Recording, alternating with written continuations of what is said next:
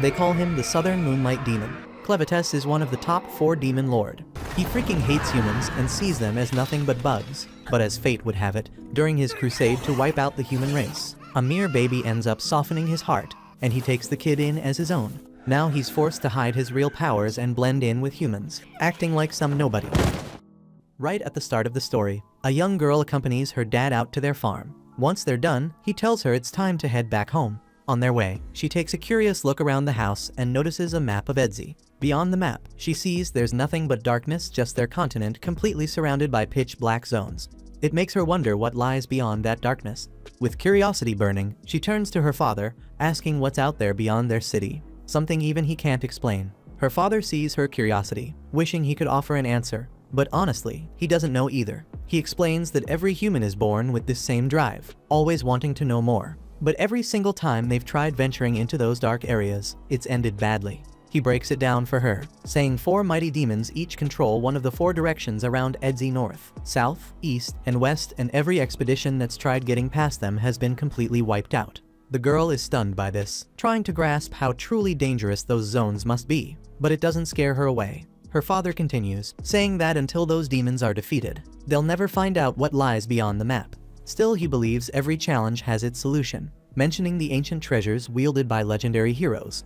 Only heroes armed with special swords could ever face the demons. Without one of those heroes, there's simply no way they'll win this fight. This only ignites her determination even more. She dreams of becoming one of those heroes. She wants to fight. If she can just get hold of the Sword of Haydn, she's certain she can challenge the demons. Once those demons fall, they'll finally discover the secrets hidden in the darkness beyond the map. A few years go by, and our girl Alicia ain't a kid anymore. She's grown up, becoming one of the heroes chosen to fight. She closes her eyes and opens them again inside the truck that's taking them toward the city's outskirts. Holding the chain around her neck, she quietly tells her father that the moment is finally here, the moment she's got to step up and protect their city. She's not making this journey alone. Several other heroes are right there with her. As the trip goes on, they start chatting and introducing themselves. There are some real standout folks among them. Minarch, the one holding the sacred treasure called the Golden Ideal, straight up says he's got no clue where he originally came from. They all glance at Alicia, asking her to introduce herself next. They're shocked to see a woman among them, but Alicia doesn't even bother saying anything. As they get closer to their destination, Stefan, the guy carrying the sacred treasure Tenma, the winged horse, warns everyone they're almost there. They whisper among themselves, noting how Stefan's supposed to be the strongest one here. Suddenly, the truck stops, and the driver tells them the carriage can't go any farther. They barely start getting off when demons suddenly attack, taking down a few heroes before they can even hit the ground. Stefan shouts at them to jump out and fight, organizing them quickly into groups. The archers and lancers immediately move into action, while Stefan tells the rest he'll pair up with Alicia to handle any demons still standing. Thing is, Alicia's got her own treasure, Iwatubane, the legendary stone swallow. She joins Stefan, charging straight into battle beside him. Alicia's strong and charismatic, but the most impressive thing about her is how aware she is of everything around her. On the mountain just ahead stands one of the demon lords, who starts speaking about the nature of chaos. He admits the world itself was born from chaos, and if that's true, then he himself must be born from it too. He might have a point. But as the battle rages on, the heroes jump over hills and mountains, fighting their way through till they finally reach the summit. Stefan's particularly fired up. Being known as the smartest among them, he thinks it's fair he should ask the demon lord his name. He declares to everyone that today's the day they'll prove their strength, showing the people who chose them that they picked the right heroes for this fight. As soon as they reach Mount Moon, the demon lord makes his entrance, and just looking at him sends a chill through the group. His presence alone is terrifying. This is Clevites, the Southern Moonlight Demon, and even without saying a word, he makes the whole mountain feel heavier. Stefan gets shoved back, and though fear floods his face, he admits what's in front of them is terrifying. But they were sent for this, and they can't back down now. They're not alone, they're heroes, and together they believe they can turn legend into reality. Stefan tries to move, but Clevites hits him from far away, slams him against the wall, and kills him in one blow. The others freeze in shock, not just because he died, but because Clevites never even moved. One of them steps up to lead and pushes the others to fight, while Alicia holds back for a second, reading the terrain. As the rest close in, Clevites kills them without leaving his place. That's when Alicia figures it out and yells that he's using his shadows, and if they want to live, they need to stay away from them. They don't know how to do that, but Alicia starts jumping and running through the mountain.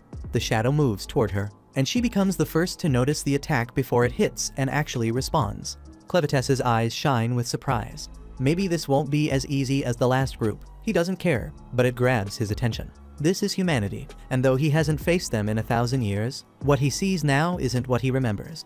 They used to be weak, no stronger than bugs, but now they've got strength, they've got purpose, and they're not giving up. He's got no clue what's pushing them like this, but he wants to find out. The heroes all go after him, and one by one, he takes them out. Alicia's the last to fall.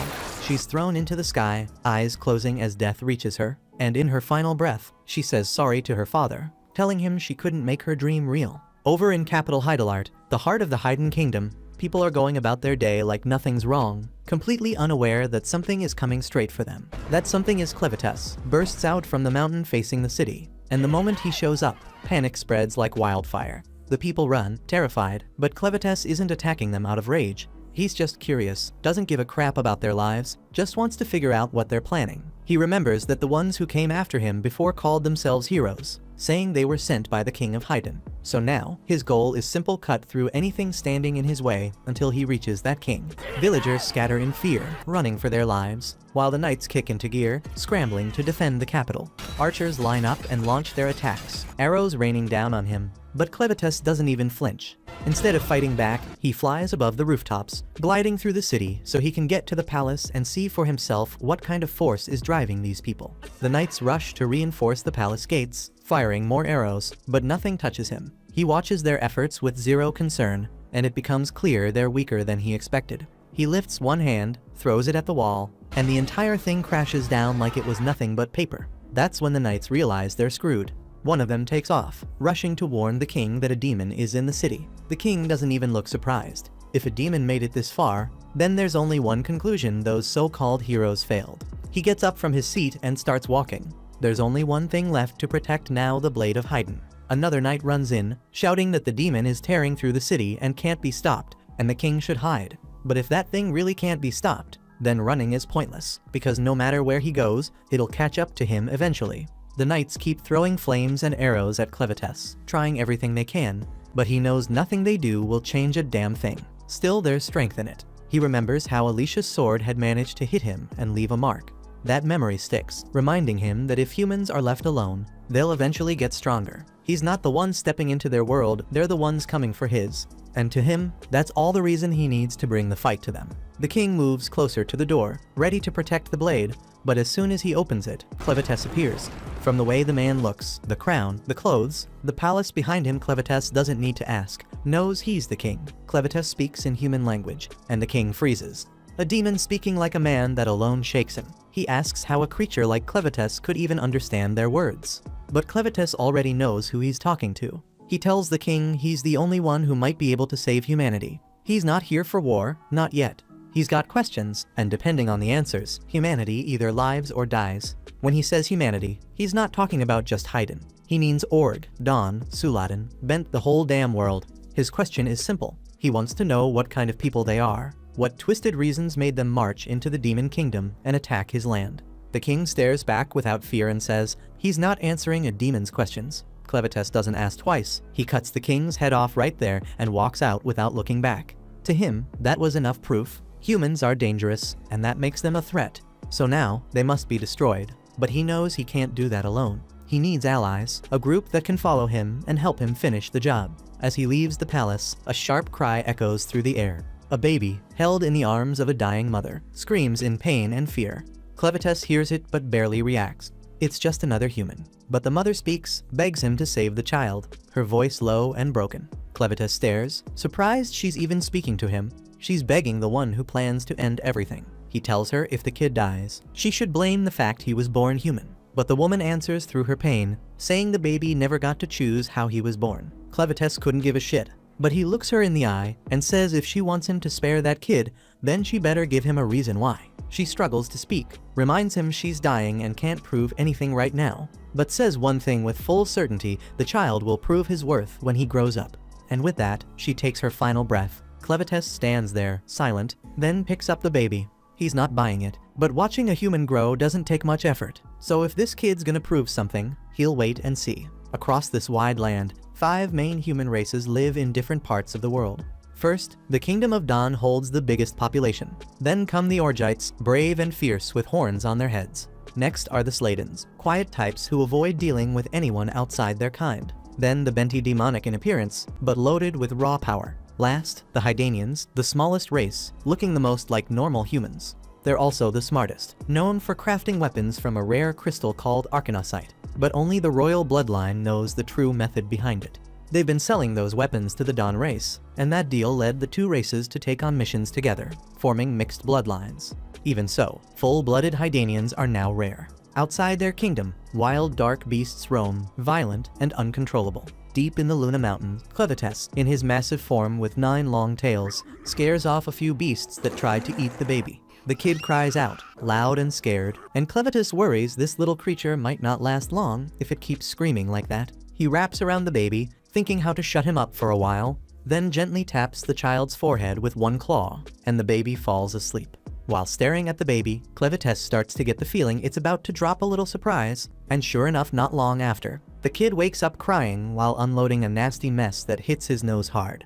It pisses him off, but instead of getting rid of the child, he picks it up and walks off, hoping to find a way to deal with this disgusting problem. He ends up throwing the baby into a pit full of bugs, not the dangerous kind, just the ones that love feeding on poop. As the bugs enjoy their meal, Clevites mutters something ridiculous about humans growing up in a few nights, clearly showing he knows nothing about raising one. He glances down at the child and realizes he doesn't even know who it is, doesn't know its name, or why he even bothered turning back to pick it up in the first place. He blames his soft heart for that, but it's too late for regrets. He's not going to return it, not with the pride he holds as the Lord of Dark Beasts, and since he already made the decision to raise the kid, he'll see it through. Problem is, he has no idea how humans live or what they eat, and there's no way he can raise the baby alone. Looking over the fresh corpses nearby, he picks out one Alicia. She had led a failed assault against him, driven by the pain of losing her father to dark beasts, thinking she could win by charging into his territory with an army, but it all ended in disaster.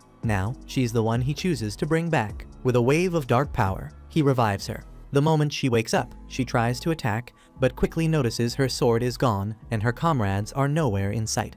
Clevites tells her with full pride that she's alive only because he revived her, which means she's nothing more than a walking dead under his control. She freezes, staring at him in silence, stunned not just by the fact that she's the only one left, but by how fluently this demon speaks the human language. Meanwhile, Clevites orders her to reveal her fun bags, and the moment she hears that, Alicia instantly thinks he's trying to make some twisted move on her. She freezes up in fear, completely shocked that the Lord of Dark Beasts would dare make such advances. But before her dirty thoughts can spiral any further, he cuts her off and makes it clear the order isn't about her. It's about the hungry baby that won't stop crying. He tells her to take off her armor and bring out her milk tanks immediately. Since he'd infused his dark energy into her body, her will isn't exactly her own. She had no choice but to reveal the chesticles, lifting her top with obvious shame, exposing what he asked for even though she hates every second of it. Clevites takes a good look, then suddenly realizes there's no milk. Looks like someone forgot to fill the tanks before the damn show. To clear the confusion, Alicia educates him on a basic fact that a woman needs to have given birth before she can produce any milk. The embarrassment of showing off empty tanks hits her hard, and she begs him to kill her and put her out of her misery. But he ignores her whining while the two argue back and forth over something that clearly isn't helping the baby. The child starts crying again, but instead of dealing with the issue, they keep bickering over how the kid even ended up in his hands in the first place. Fed up with the pointless chatter, Clevites snaps and demands she figure out how to feed the damn thing. She admits she doesn't know much about raising kids, but says the baby needs a woman who actually has milk. That leaves them with one problem: how the hell are they supposed to find one? She explains they'd need to hire someone, and for that, they need money. Of course, Clevites is broke, but since the cave they're in is full of arcanosite, they could probably turn some of it into cash. While he thinks about that option, Alicia considers making a move on him, but without a sword, she quickly drops the idea. Clevites agrees to the plan: find a woman with milk and feed the baby. But just as he's about to head out, Alicia stops him, pointing out the obvious that if he walks into town in his current form, people will panic before he even gets a chance to explain anything. She says she'll take the baby herself and go find someone who can help. But Clevites refuses the idea right away, not because it's wrong, but because he doesn't want the baby out of his sight. So he transforms into a human boy. The look is close enough, but the 9 tails keep wagging behind him like they've got their own plans. He ends up sliding the tails into a shadowy space beneath him, something no one should ever look at. But even then, the horn on his head stays out and he doesn't notice. Before they leave, he gives himself a name Clen and names the baby Luna. Only then does he bother to ask for her name, and she tells him. They head to a nearby river where Alicia starts bathing the child. Clen keeps interrupting, nitpicking every move she makes like an annoying mother-in-law, from how she scrubs to how she dries him, and even where to focus more. Then out of nowhere, the baby pees right on her face, and she holds back a scream while trying to finish the bath. Once she's done, Clen says the poop-eating bugs did a better job. They reach her old camp, but it's empty. Alicia says they stored the valuables somewhere else, and leads him there. Clen tells her to go wash up too, says she smells like she's been hiding from soap since the damn dark ages. He tosses her the cloth used to wrap the baby, asking her to clean it. While washing it, she spots a crest stitched into the fabric. It's the royal mark of Hydanian blood. She freezes, realizing the baby is no ordinary kid. Back at the ruins of the castle, a soldier searches through the wreck, shocked by the level of damage left behind. He remembers the crown princess had plans to flee with her child before all this, and now he blames the king's madness for the fall of the kingdom, holding on to a small hope that someone made it out alive. On the other side, General Drell stands with a few of his men, staring down at what's left of the Hydanian kingdom. He tells one of them to go inform the emperor fast, warning that if they don't move in and take the land, another race will. The real reason he wants Hydan is clear: it's the Arcanosite secret, something only the Hydanian royals knew how to control. He heads out to gather his forces, leaving his second-in-command Maynard in charge of finding any survivors with royal blood and bringing them straight to him. Elsewhere, Alicia holds up the cloth with the Hydanian crest and confronts Clen, accusing him of stealing a baby tied to the royal family. Clen looks at her, confused and shocked, then says he was given the child by someone who looked exactly like the form he's taken. She doesn't believe a word he says, but he shuts her down and tells her he only killed the king because he was attacked first. Now he expects others will come after the child to unlock the Arcanosite power. Clen, clearly pleased by what he's discovered, says he'll raise the child as king and rule everything from the shadows. The way he calls the kid his servant makes Alicia freeze, fear creeping up her back as she starts to wonder if revealing the child's identity was a mistake. Clen tells her they need to find someone with milk fast and feed the baby before it loses its strength. While they move through the forest, Alicia tells herself there's no way the humans would accept someone with a freaking horn sticking out of his forehead, even if he was disguised as one of them. Alicia keeps thinking no one would accept Clen with that horn on his head, but she forgets Orgites have the same feature, which could help him pass, though she still believes humans would figure him out and ruin his plans before they even start. She also starts seeing how deep his obsession with Luna runs, and something about it shakes her up. If anything were to happen to the kid, she fears it might bring real disaster to humans, so she decides to make it her new duty to protect the child no matter what. While they're walking, a bunch of bandits jumps out and hits Clen straight in the head before Alicia even realizes who they are. He thinks they'll be easy to handle, but right after the first hit, he drops and starts bleeding hard. Alicia screams like a little girl and takes a hit to the back of her head that knocks her out cold. Even with Clevetess's power inside her, she's shocked at how weak she still feels.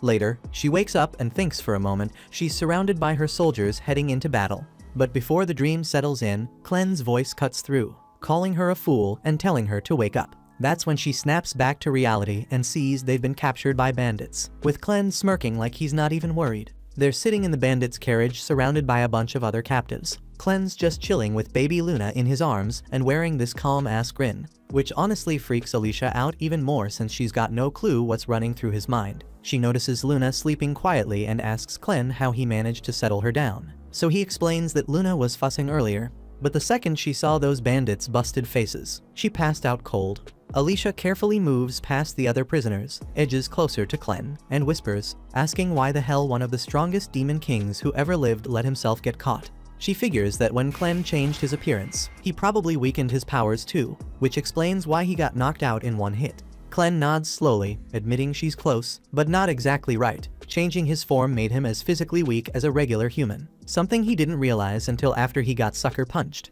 Basically, his built-in defense is pathetic now, but if needed, he can still power up. But that still leaves Alicia wondering why Clen hasn't busted out of this mess already. Clen explains his thinking. Since he's stuck blending in as a human for a while, he plans to keep his true strength under wraps until Luna takes her rightful place as king. Plus, he's actually curious about humans, wants to see what makes them tick, like why these poor bastards around them got captured in the first place. That's why he's just sitting back and letting things play out. Realizing Clen's totally clueless, Alicia lays it out straight for his dumb ass. telling him they got captured by bandits who probably planned to sell them all off as slaves. She quickly adds that Clen shouldn't judge humans based on these scumbags, since bandits are the absolute worst kind. Not long after, they arrive at the bandits' hideout, where the captives are immediately split into two groups, men on one side, women and kids on the other.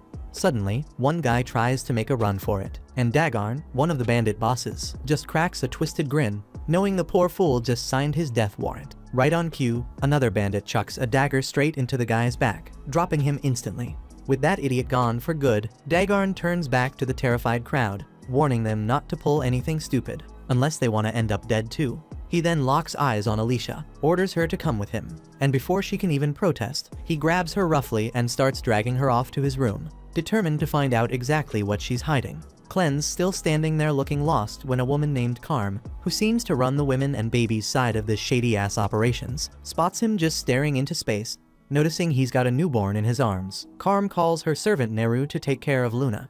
Neru's whole job around here is nursing babies they kidnap. The bandits' hideout is in an old quarry, and at the bottom there's this deep pool. Way down at the very bottom lies some legendary red blade, but getting to it isn't easy, because something crazy powerful is guarding it down there. Turns out I misread Dagarn's intentions, because he only dragged Alicia straight to Vroko, the guy currently running the Crow's bandit gang, while their real boss Zazak is away. Vroko apparently stole leadership from Zazak, and nobody dares say a damn thing because of his pet beast, Betty, who's strong enough to rip people to shreds. Alicia instantly recognizes Betty as a Western demon, shocked that a low-life bandit like Vroko somehow managed to tame such a dangerous creature. Vroko casually talks to Betty, and she tells him she's bored and wants to play with a human male. Vroko shrugs and tells her she can choose whichever she wants from the two bandits who brought Alicia in. But before that happens, Vroko explains why Alicia's here. The bandits obviously got their hands on all those magic crystals Alicia collected from Clen's base. Vroko already figured out they came straight from Mount Moon, home to Clevitas. Based on that evidence, and the fact Alicia didn't even flinch when she saw Betty, he knows for sure she's one of the 13 heroes from Haydn who were sent to kill Clevitas. Vroko guesses Alicia was on her way back to Haydn carrying that big bag of crystals, so he casually drops the bombshell the royal capital already got wiped off the map by Clevitas. But for the Crows, that's not exactly bad news. Vroko smiles, showing off a red-colored blade, the monohydrite sword, something only Haydn royalty knows how to forge. Of course, Vroko's sword is just a worthless fake. His gang has been selling these rip-offs to idiots who can't tell real from fake for years. Now that the royal family's been permanently logged out of this world, the prices of monohydrite swords have gone through the roof. Sure, it's a solid money-making scheme, but Vroko's got his greedy eyes set on something even better. The purest hydrite swords ever made. The ones personally forged by the kings of Haydn and handed straight to the heroes. Vroko's convinced the rest of the heroes got wiped out by Clevitas, and Alicia only survived by ditching her team. He pushes Alicia to reveal where her weapon is, along with the gear from the other 12 fallen heroes. Alicia keeps her mouth shut, so Vroko commands Dagarn and Satch to take her to Clevitas's place and hunt for the treasures themselves.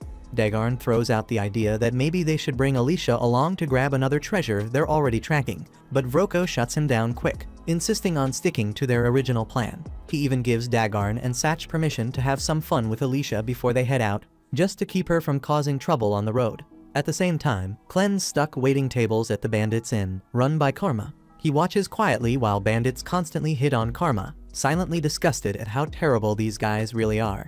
Elsewhere, Neru's busy feeding Luna the legendary milk, but that's not her only duty. She also works as a waitress, taking endless abuse from the scumbags who fill this place. Clen quietly serves meat to the bandits with surprising patience, earning a bit of respect from some of them.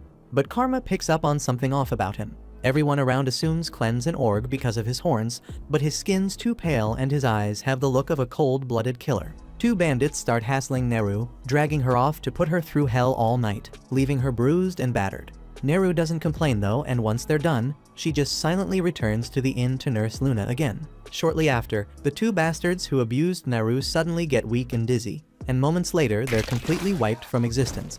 Turns out Clen quietly stepped in, dealing swift justice for Neru. Neru comes back to feed Luna again, finding the baby gently resting in Clen's arms. She's got no clue what he did to those two guys and honestly doesn't care. Her only thought is feeding the baby, so she picks Luna up carefully and takes him out to a nearby shed to nurse him. Clen follows quietly behind, sitting down next to her and gently asking Neru to share a bit about herself. He wonders if she's officially part of the Crows and exactly what kind of work they're into. Neru hesitates slightly, but Clen softly encourages her to keep talking, letting her know he's just genuinely curious about her story, nothing more. She says this place is all she's ever known, and being one of the crows is the only thing that's ever defined her. Never had a dad around, and her mom was the only one she ever had. Even then, she never saw her face, only her back. But even as a kid, she figured out her mom was a slave. She'd sneak peeks at night, saw the men coming in, doing whatever they wanted. Then, when she turned 12, her mom just vanished. No one said anything, and she never found out if her mom died or ran off. That same night, while she was eating, a group of men came up and started beating her. After that, life turned to hell. That's when it hit her mom had been shielding her all along. Once she was gone, they treated her like an animal, beat her daily, and left her to survive however she could. Until Karma showed up. Sis Karma told her straight if she kept the men happy, they'd back off and leave her alone. So she tried following Karma's example, tried to figure it out. But she was nothing like Karma, didn't even know how to do what Karma did. Still, things got a little easier. At least now she had something to keep her busy. She could work, and since her body wouldn't stop making milk, she could feed the kids too. That was enough for her. Clen finds it odd, asks how she has breast milk if she never had a child. That's when she tells him she was pregnant once, but lost the baby. The baby had been moving inside her, giving her something to hold on to. Then all of a sudden, it was gone. Stillborn. The midwives told her flat out the kid was dead. And in that moment, she felt herself slipping away, like the world had turned to ice. She figured she was gonna die too, and honestly, she was okay with that. She didn't have a reason to keep going. If dying meant seeing her baby again, that sounded good enough. But then something warm pulled her back. She opened her eyes and saw a 6-month-old baby clinging to her, trying to nurse. Just seeing him fight to live, needing her like that, it snapped her out of it. She picked him up, held him, fed him, and for the first time in forever, she felt like she mattered. Her body kept working overtime like it never got the memo she was done having kids. She kept feeding that baby till he got strong. Then more kids came through the crows brought in by that same gang, and she nursed them too. Word got out about her top-tier milk, because babies kept showing up like she was running an underground dairy. Watching them survive because of her made her feel like she finally had a purpose. She admits she tried to have her own again, twice even, but both times ended in pain. Clen eventually cuts her off, says that's enough. Then he asks if she'd come with him as Luna's wet nurse. Says he's not forcing her, but there's really no reason not to. Luna clearly likes her, so it'd work out either way. Luna pats her chest like she wants Neru to stay, so Clen gives her the choice one more time: either come with him as Luna's wet nurse, or stick around and let those scumbags do whatever the hell they want with her. Neru knows it's a generous offer, but says it'd be foolish to take it, especially since she thinks he's a slave too. She tells him she wishes she could say yes, but she can't. As far as she knows, he's still chained up same as her. Plus, she's got other kids who need her milk to stay alive. So she hands him Luna and quietly walks away. At the same time, the gang drags Alicia to a raggedy old bridge and tells her to walk. She steps onto it and stops halfway, staring down. They think she's planning to jump and mock her, saying there's no way she'll survive. But she ain't trying to escape, she's looking at the river below. She sees gems glowing under the water, and she already knows what that means. Before she can say it, they beat her to it, telling her this is where the hero Cordwar died. She knows the story. One of the captives speaks up, saying he'll dive in and grab what they're after if they promise to free him and his wife. His wife pleads with them to honor that deal. But the second he jumps in, monsters rise from the depths and tear him apart. Alicia knew they were lying. That river is a damn nightmare, filled with creatures that came into the world 300 years ago when a flood opened the gates to a place called Arvensis. Back then, they at least had solid ground to fight on. Cordwar, the strongest hero of his age, tried to hold the line, but he couldn't. His sword, the Stream Splitter, is still buried somewhere in that river. The gang wants someone to bring it up, but that mission's a death wish. She snaps at them, calling them sick bastards for setting the poor guy up, and even says they didn't bother tying his rope right. They shut her up fast, telling her nobody asked for her opinion. Then they introduce Fido, the brute who's about to beat her down. He steps onto the bridge, grinning like a creep, saying he's gonna strip her down right there. Before he lays a hand on her, she slams her arm back into place, grabs Fido by the neck, and chokes him out bloody, snatches his sword, then leaps off the bridge, whispering to herself that she's putting her faith in what Clen said, that she's immortal and won't die that easily. The bandits glance down, and once they spot Alicia's lifeless body, they start freaking out. She was supposed to be the one guiding them to the 13 lost regalia weapons, and now she looks dead. At the bottom of the cave, Alicia slowly comes back to consciousness, and it's all thanks to that curse of immortality Clevites dumped on her. The thing is, the curse keeps her alive, but it doesn't heal Jack. Right now, she's paralyzed from the neck down with no clue what the hell to do. Every bone in her body feels shattered, and she's lost more blood than she even knew she had. Climbing out of this pit on her own ain't happening. But if those bastards come down and realize she's still breathing, things will get worse. So she starts fighting to move even a little until the blood floating from her body starts swirling. And that's when Clevetess shows up. Alicia's shocked to see him looking all tiny, but he says that's because he's showing up through the blood magic inside her. That cursed blood is what's keeping her undead body running. If it all bleeds out, she's done for good. Still, he says that as long as she stays useful, he'll refill every drop she lost. And once that's done, her body should bounce back from the damage. She's relieved hearing that, but then notices something. Clevetess hasn't lifted a finger to start healing her. She asks him what the delay is. He says he will, eventually, but first he's got a question. Turns out, he found someone perfect to be Luna's wet nurse. Even as a demon, he could tell Naru's getting treated like crap here. So he offered her a chance to escape and live a better life with Luna. To his surprise, Naru flat out refused. Clen looks at Alicia, wondering if she's got any clue why someone would turn down a deal like that. Alicia thinks for a second and figures it's because Naru probably sees Clen as just another slave who can't keep a promise. People don't leave these bandit groups easily, and if they do manage to slip away, they usually end up hunted down like animals. Growing up in that kind of world, Naru must have convinced herself that freedom's nothing but a fantasy. Clen asks if there's any real way to fix all this, and Alicia figures the simplest answer is to kill every damn bandit in that freaking camp. If no one's left standing, Naru wouldn't have to worry about getting hunted down, and maybe then she'd take Clen's offer. Alicia says it shouldn't be hard for someone like him. He's got more than enough power to wipe them all out by himself. But Clen shakes his head. He says he can't afford to get caught off the mountain. If word gets out that he left, people might use it as a chance to strike Clevetess's territory while he's gone. That's why he wants Alicia to handle it instead. Heroes slaying bandits. Sounds like a normal day on the road. Alicia tries to push back, but he cuts her off and tells her to stop complaining, then hits her with a wave of blood magic that starts rebuilding her body. A few bandits finally make it down into the mine, hoping to find Alicia's corpse.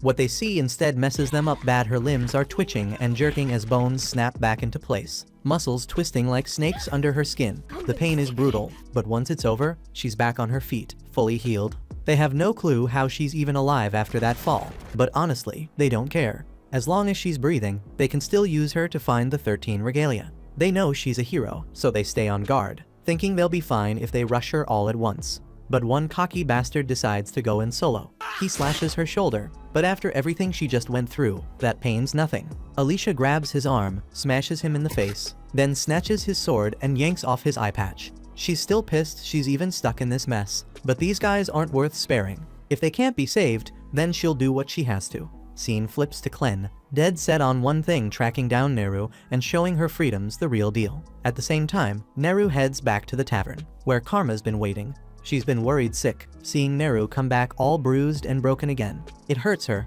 but there's nothing she can do to fight back against the bandits. Naru's thankful for how much Karma cares, but work's not gonna stop itself. Karma sighs and tells her to start clearing the dirty dishes. Karma notices Naru's walking around with a weirdly bright mood for someone who just got beat to hell, so she asks if something good happened. Naru says it's not exactly good, but it kinda made her happy anyway. Then she hits Karma with a random question: what's the outside like? Karma blinks for a second, totally caught off guard. Naru never asks stuff like this. She asks why she wants to know, and Naru says she was born in this hellhole, so she's never even seen what life outside's like. But Karma was brought in, so she's gotta know a thing or two. Karma admits she does know the outside world, but it's not filled with sunshine and butterflies. Most of the women here either had their homes wiped out or never had one to begin with, so yeah, nobody's lining up to reminisce. Still, she wants to know why Naru's suddenly thinking about all this. Naru says someone asked her if she wanted to leave. Karma instantly smacks the crap out of her, says she's crazy for saying something that dangerous out loud with bandits lurking around. Those bastards don't see them as people, just tools to toss out when they stop being useful. That's why the girls stick together, protect each other, stay quiet. Saying stuff like that is the fastest way to end up dead. Right then, Vroko walks in, and of course he heard everything. Karma freezes, heart sinking, because nothing good ever comes from that guy showing up. She tries to keep cool and asks why he's even here since he rarely shows his ugly face in the tavern. He shrugs, says he heard about the new baby and wanted to check it out. Karma turns to Naru, asks her to tell him where the baby is. Last she saw, Luna was in the stables. Vroko nods, says he'll go see for himself. But before walking out, he tells Naru to come with him. The way he says it sends chills through Karma's spine. She knows damn well what that tone means. She tries to stop him, But she's got no say around here, and Neru's too naive to realize the danger she's walking into. After they're gone, Karma slams her fists against the table furious. Neru was the only one taking care of the babies here, and now she's just gone. Vroko doesn't give a damn about any of that. Karma tries to tell herself there was nothing she could have done, that maybe Neru brought this on herself by dreaming too loud in the wrong place. But deep down, she knows that's just bullshit. Feels intense panic about what's coming next. Right then, Clen walks in holding Luna, and Karma jumps a little since she didn't hear him come in. But it clicks quick he's probably here to feed the baby. She tells him Neru's gone, and chances are, she ain't coming back. Karma hates saying it, but that's just how life goes around here. Clen stares at her confused, not buying that answer one bit, then asks her what the hell she means. The second Karma looks into his eyes, she knows he's dead serious about finding out what happened to Neru. At the same time, Vroko's leading Neru down this dusty old stairwell, and she's low-key amazed, since she's lived her whole damn life in this camp and never even knew this place existed. Vroko explains it used to be a magic ore mine, and magic ores got all kinds of uses. Like the lamp he's carrying, it burns thanks to crushed ore mixed with bug oil. Before he turned bandit, he spent a hell of a lot of time messing with magic ore, especially testing how it mixes with different liquids to pull off wild effects. Just ignore those skulls on the floor, they're not a bad sign or anything. Probably just the last guys who took a wrong turn. Suddenly the light cuts out, and Neru freaks the hell out because she can't see a damn thing. She begs him to turn it back on, and he does. But when the place lights up again, her heart nearly stops. Vroko's freaking pet monster is standing right behind her. Turns out, one of his twisted little experiments let him take control of demons like Betty, and that's how he clawed his way to the top of this camp. But being the boss comes with rules, and letting a slave talk about escape is a big no. That's why Betty's here. He's planning to let her handle Neru.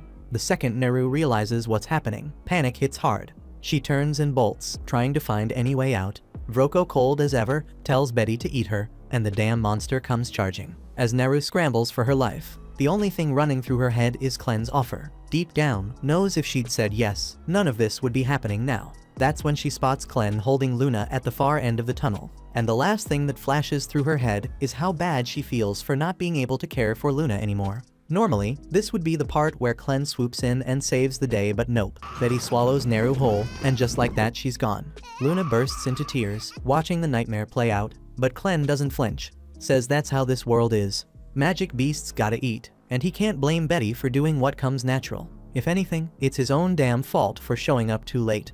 He's bummed about losing someone as useful as Neru, but it is what it is. Then he shifts his gaze to Vroko, confused as hell. No damn troll from the western woods is bowing to a fun-sized fool with teeth like garden rakes. Vroko thinks Clen's lost his damn mind, mouthing off in a moment like this. He doesn't even get how the guy showed up here in the first place, but figures it won't matter for long. Tells Betty to eat Clen and the kid too. But Betty doesn't budge. Vroko glances up to see what's wrong and nearly drops dead on the spot. Betty looks absolutely terrified. He's never seen her like this.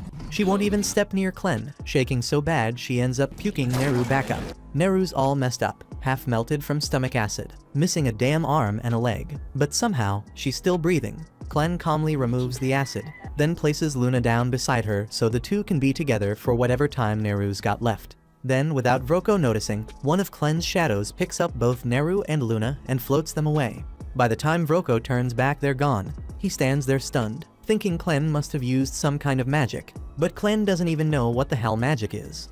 Vroko figures Clen's just acting clueless, since magic's the only damn thing that explains half the crap he's pulled so far. Magic, plain and simple, comes from combining magic stones with tower ingredients to trigger wild effects.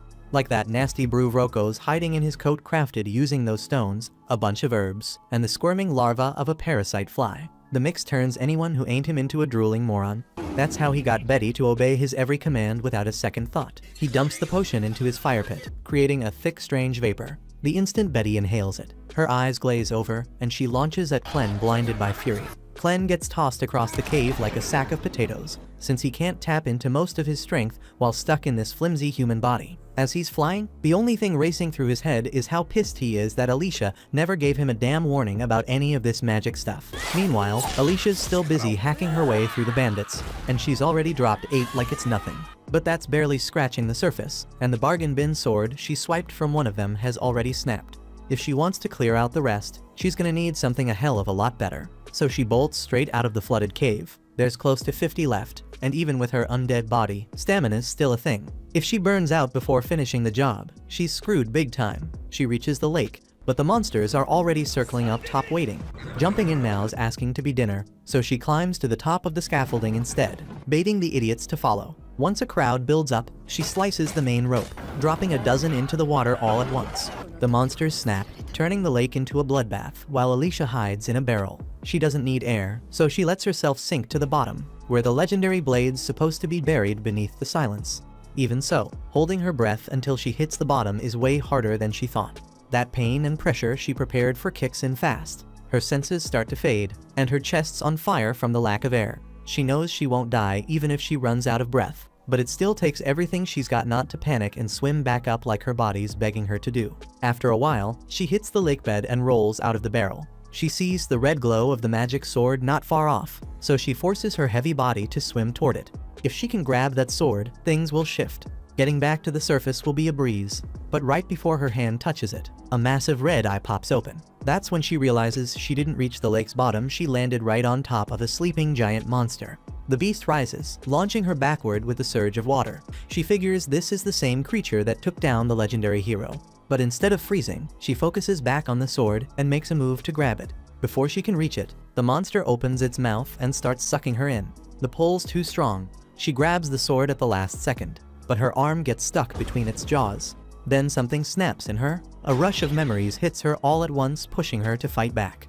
With a loud yell, she forces her strength out and smashes the monster's jaw wide open. She pulls herself free, locking eyes with the beast. With the sword in hand, she unlocks its magic and shoots forward through the water. The giant freak follows her, and she still can't wrap her head around how anything that huge could even exist. Must be one of the ancient ones, those ancient dark beasts that have been lurking for thousands of years. Usually, they stay hidden in remote corners of the world, but looks like the Arcanasite mine humans dug nearby woke this one up. As that runs through her mind, she nears the surface. But there's a new problem. The smaller monsters above have spotted her, knows she won't last unless she gets some air. Using the sword, she cuts through the water fast, slices a monster clean through, then bursts out of the lake gasping. The bandits can't believe their eyes when they see Alicia still breathing. But she's barely got a second to catch her breath before that massive monster rises up behind her. The second it shows up, those bandits completely lose it, and then all hell breaks loose as the thing starts swinging its tentacles everywhere, tearing through everything in sight with brutal force. Alicia does her best to stay out of reach, but her attacks aren't doing much, barely scratching its skin. She figures it out real quick, no single hero's taking down an ancient one. Luckily, that beast goes wild on the bandits, tearing them apart and chomping through the mess. The leftovers end up as snacks for the smaller fish monsters. Alicia figures that's good enough. Her mission's over. Then she hears Clen's voice, even though he's nowhere in sight. Turns out they're using telepathy. Clen tells her he can't see much, but with all the blood around, he assumes she pulled it off. She snaps at him, pissed that he sat back while she nearly died out there. Clen brushes it off, says he's got problems of his own right now. She can't wrap her head around what kind of crap a demon lord could be dealing with. Clen explains he's stuck facing a technique he's never seen before, and his human body's weaker than expected. He blames her for hiding the whole magic thing from him, says once she's back, she's getting punished properly. Still, he already crushed that brainwashed troll, and is now farming aura while he waits. Somewhere else, Vroko's running like hell, convinced Clen must be some kind of genius mage after one-shotting his pet troll. He ends up stumbling on Neru's corpse, with little Luna crying beside her. One look at that girl gives him a twisted idea. Maybe there's still a way out of this mess. Back with Alicia, she rushes toward Clen after getting his call, and the first thing she notices is the weird smoke hanging in the air. Clen spots the sword she's wrapped up in cloth, and she immediately makes it clear she's not parting with it. Says she nearly got eaten trying to get that damn thing. Clen's not even that interested in the sword, but what's got him on edge is the crimson smoke. He says it doesn't seem to mess with regular humans or animals, but for him, it's screwing with everything. His sense of smell's shot, ears ringing, and the whole area feels off. He says he could blow it all away by shifting into his true form, but with Luna somewhere out there, he's not taking that risk. Alicia freaks out the moment she hears Luna ain't with Clen, but he tells her not to lose it, she shouldn't be far. Then he asks her straight up about magic, and she explains only certain folks can use it by tapping into the hidden power inside Arcanasite. She admits she can't use it herself, even though she knows the basics. Clen looks at her and calls her useless. That pisses her off, and she starts throwing curses his way, but he ignores her and decides to look for Luna and Neru. He figures there's a good chance they're already dead. That thought sends a cold jolt through Alicia's spine, and she asks him what he'll do if Luna's actually gone. He tells her flat out he'd lose all interest in humans. Alicia knows that it'd be a freaking disaster. She makes up her mind to find Luna before it's too late for humanity's damn sake. Soon she finds a blood trail and asks Clen if Neru was bleeding. He confirms it, and Alicia guesses either Neru's crawling or someone's dragging her. Either way, she can't have gotten far, so they need to move now. Turns out Neru's still hanging on, clutching Vroko with everything she's got to keep Luna safe, even while bleeding out. He yells at her, kicks her, tells her to let go, but she won't quit. He wants her dead so he can run with Luna. Earlier, when he tried to take him, Luna screamed so loud it shattered Vroko's magic lantern. That's when he realized the kid's got some serious magical talent, and being a pure-blooded Haydn, there's a good chance he's royal. Vroko decides to cut Neru's wrist to get her off him, but that's when Alicia shows up, yelling at him to stop. Vroko jumps back, shocked to see her alive. He demands to know what happened to his guys, and Clen answers with zero emotion they turned into dinner for the beasts. That shakes Vroko hard, but he still pulls it together enough to threaten them. Says if they come any closer, he'll slice off Luna's fingers. Clen dares him to go ahead, he can heal it all anyway. But Alicia shuts that down, tells him healing don't fix what a kid feels. Then she tells Clen to let her handle this, and turns to Vroko, showing him the magic weapon from the legendary hero. Vroko's eyes damn near pop out. Before he can react, Alicia tosses the sword straight into the wall behind him, tells him to go fetch it. Says he'll need both hands to pull it out, but if he leaves the kid, she'll let him walk away with it. Vroko laughs, says no true hero would ever give up a magic weapon for a freaking baby. But now he's convinced Luna's got royal blood, and that changes everything. He tells Alicia she better cough up the location of the 13 weapons she and her crew are hiding if she wants the baby back. Clen, without hesitation, tells her to spill it, says they're just weapons. Alicia tells him the weapons are buried at the bottom of the valley under the Luna Mountains, but if he wants them, he better go get them himself. Vroko laughs cocky as hell, says he's more than capable, knows plenty of magic. Then he releases some black powder into the air and taps Luna lightly, making the kid cry, which activates his powers on instinct. Luna's magic boosts the powder, triggering Vroko's invisibility spell and making him vanish completely. He starts walking off, thinking he's untouchable, but Alicia suddenly appears in front of him and slices him clean in half. He's stunned, can't figure out how she found him. She tells him it didn't matter how quiet or invisible he got, she followed the sound of Luna crying. Meanwhile, Clen picks up Luna and brushes off the black powder. Alicia leaves Vroko's body invisible, then looks at Luna and realizes he's only alive because Neru protected him so fiercely. She turns to Clen and asks if he can save her. He says he can't, he's limited to one zombie puppet at a time, and Neru's lost too much. There's not enough left to regenerate, not without getting pieces from somewhere else. Adds it'd just be easier to let her die. That sets Alicia off. Yells at him for thinking about letting the woman who saved his kid die like that. Says if she were a mom, she'd trust someone like Neru with her child without a second thought.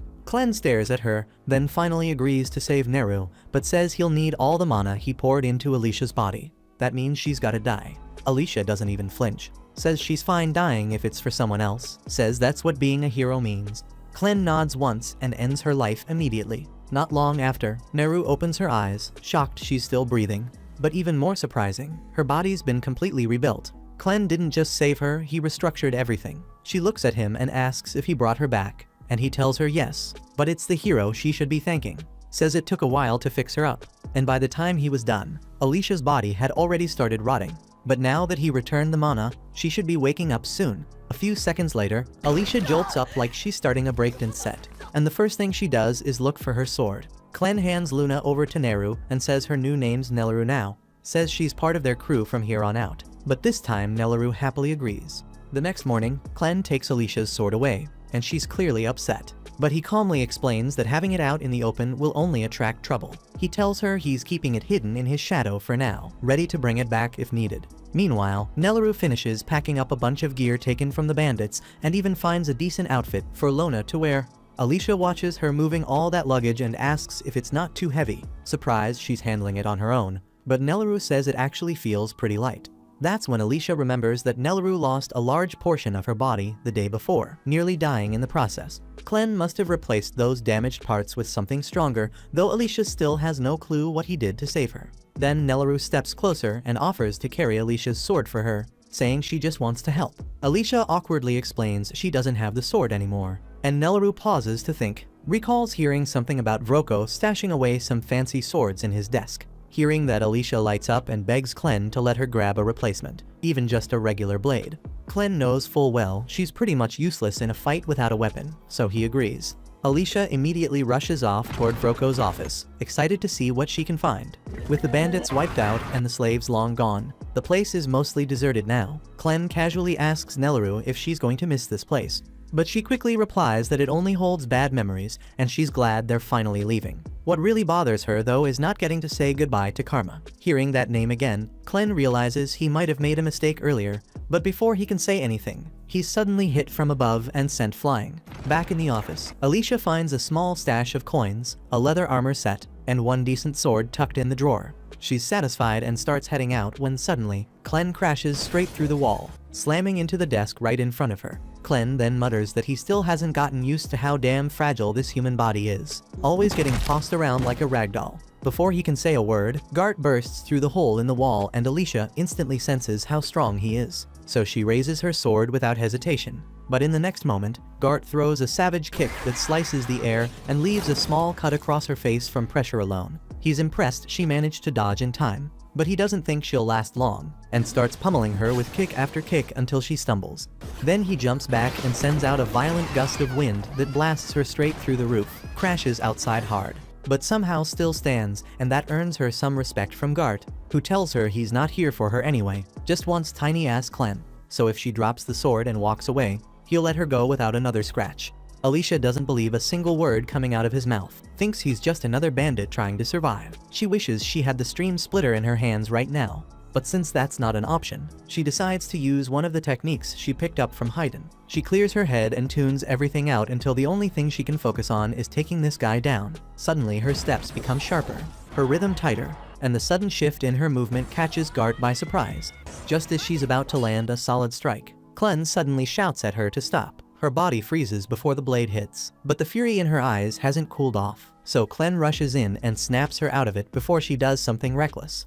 Once she's calm again, Clem explains this whole thing is one big misunderstanding, and there's no reason for them to be fighting at all. If he hadn't stepped in, she would have gotten her shit kicked in by Gart before her sword even touched him. Gart, being reasonable enough, asks what the hell Clem means by that, because from where he's standing, Nelaru smells exactly like a Western troll. He was told there was a troll being controlled in this camp, and after checking the caverns under the base, he found a dead one with body parts missing like someone had been slicing pieces off on purpose. So from his angle, it looks like Clem's the leader who killed that troll for fun. But the truth is way more complicated than that. Then Clem tells Nelaru to take Luna and wait by the front gate since he needs to talk to Gart alone. Once they're out of sight, he leans in and tells Alicia something wild. Gart's not who he says he is. Actually, he's a dark beast hiding behind some serious illusion magic.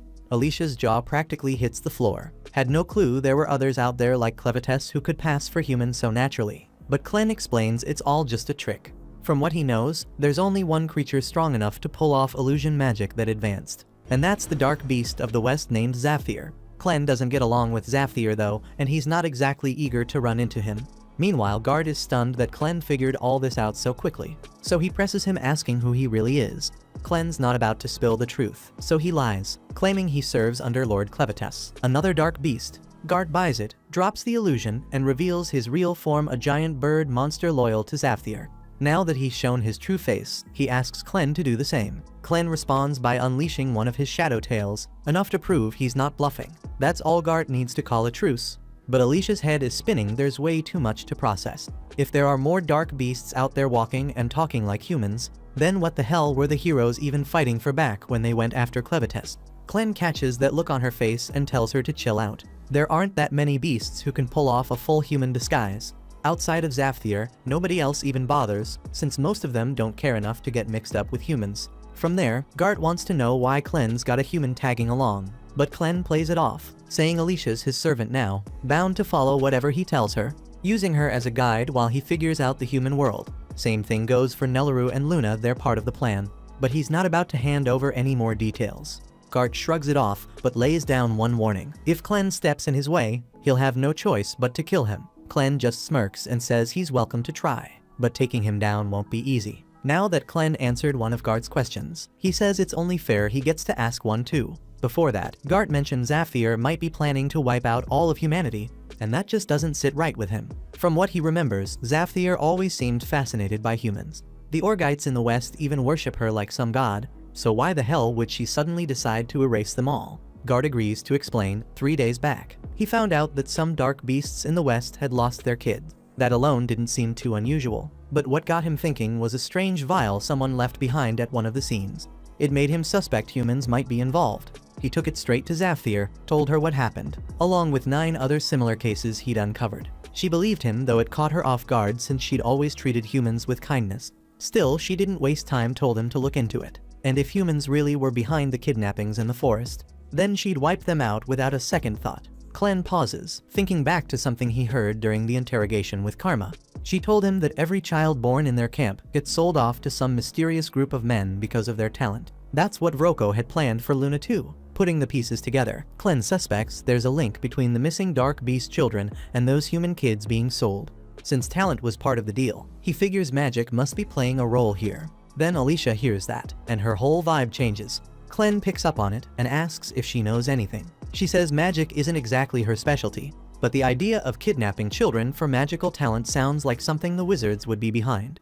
These wizards changed the entire landscape of war in the human kingdoms over the last few years. Battles now depend almost completely on how strong each side's wizards are, since one of them can take out dozens, sometimes hundreds with a single spell. Sure, they can still be killed by other wizards, so it's not like they're untouchable, but they're still a serious threat on the battlefield. The first person who brought wizards into war was General Drell, better known as the Dragon Slayer. He's also the one who killed Alicia's father when she was a kid. She's carried that grudge ever since. Hearing all this hits Clen different, and he ends up asking why she went after Clevites instead of the one who actually took her father's life, since Clevites never actually did anything to the humans before they attacked. But Alicia says it wasn't about what she wanted. Her father's last wish was for her to move forward through Clevites' territory. So that's what she did no matter how she felt inside. At the same time, somewhere deep in the human kingdom, General Drell's army is making its move toward the south with 50,000 men behind him. His goal is to capture the ruins of Haydn and claim them for himself. What's left of the Haydn army is scrambling to stop him, but they've only got around 6,000 soldiers and barely any wizards,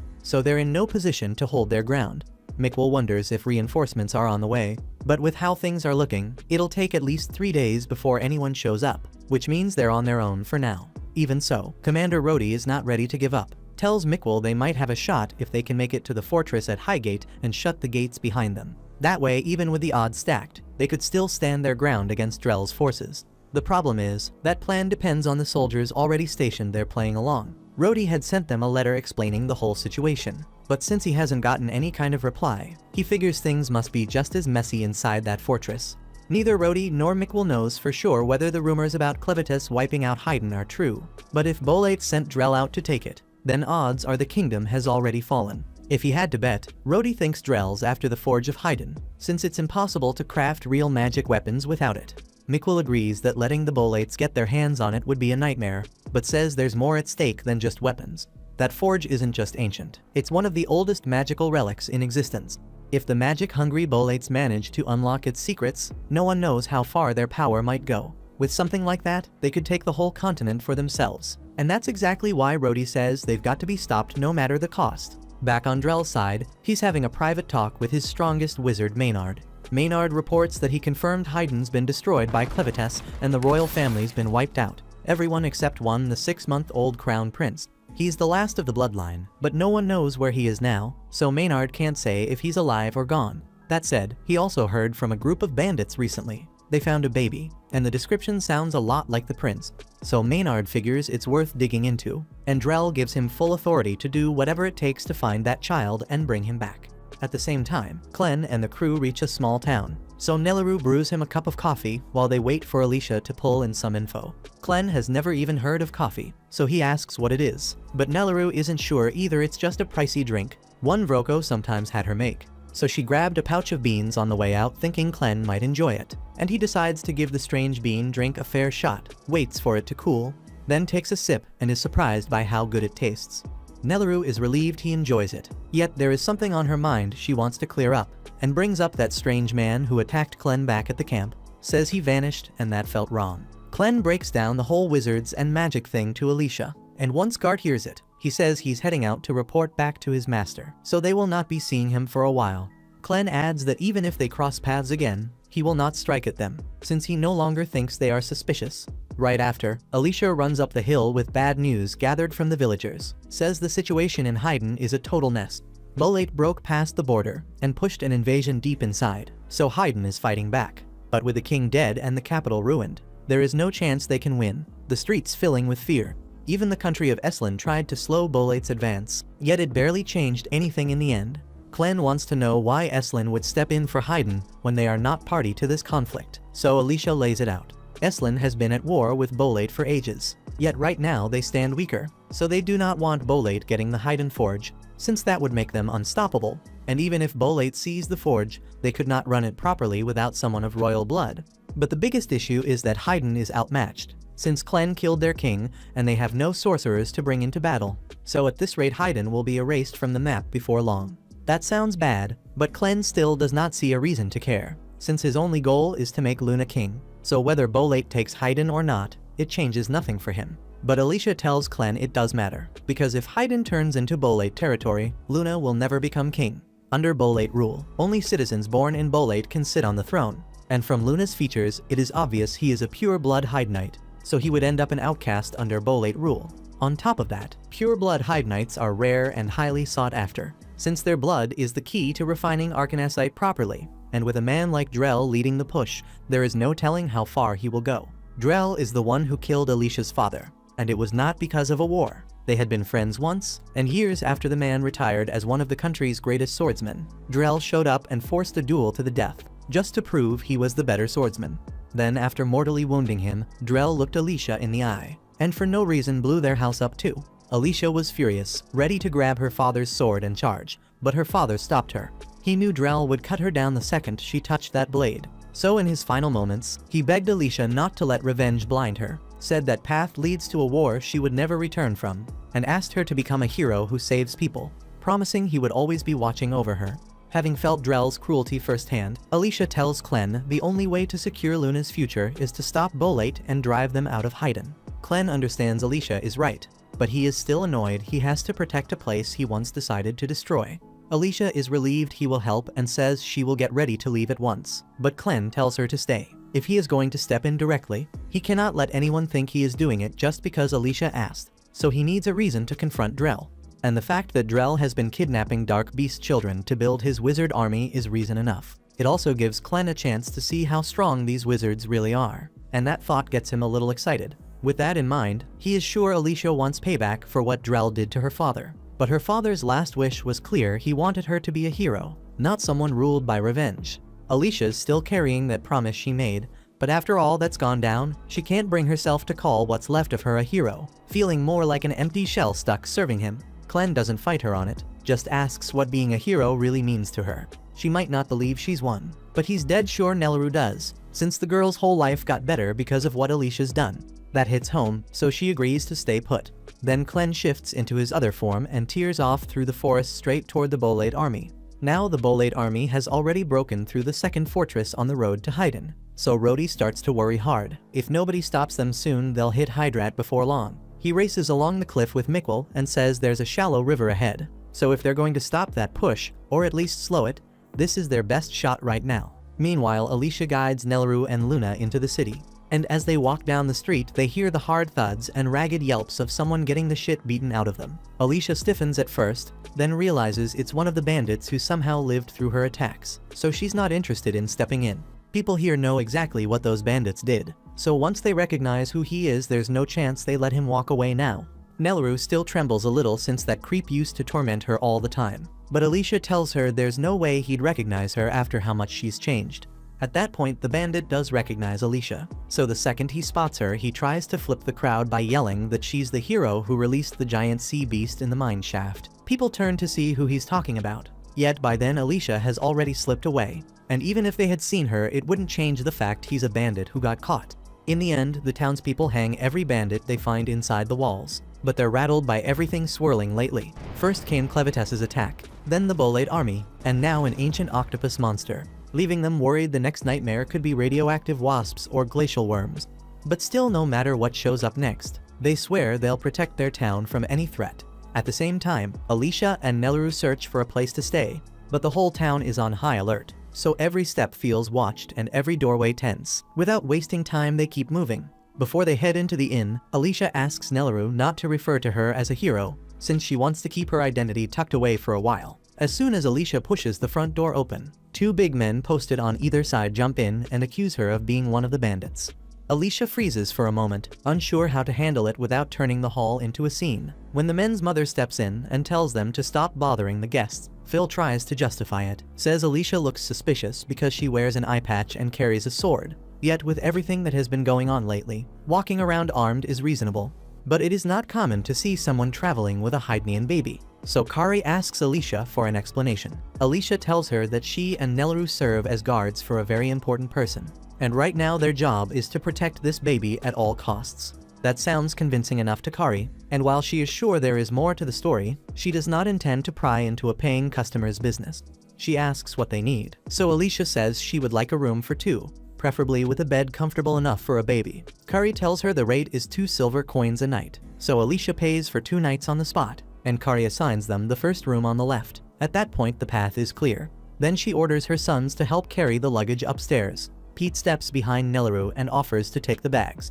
Nelaru says she is fine handling them herself, but Pete insists, so she passes the load over, and he immediately regrets the offer because the bags are far heavier than he expected. Pete and Phil finally haul everything up to the room, and Alicia seems satisfied with it. So Kari heads back down and says Alicia can find her downstairs if she needs anything. Once Kari is gone, Nelaru suggests getting Luna into bed so he can rest. Neither of them realizes that one of Maynard's insects has spotted Luna, and now that it knows exactly where the Haydnite Prince is, Maynard sends his entire insect army after him before long. A little while later, Alicia looks out the window and wonders whether Clen has made it to the battlefield yet.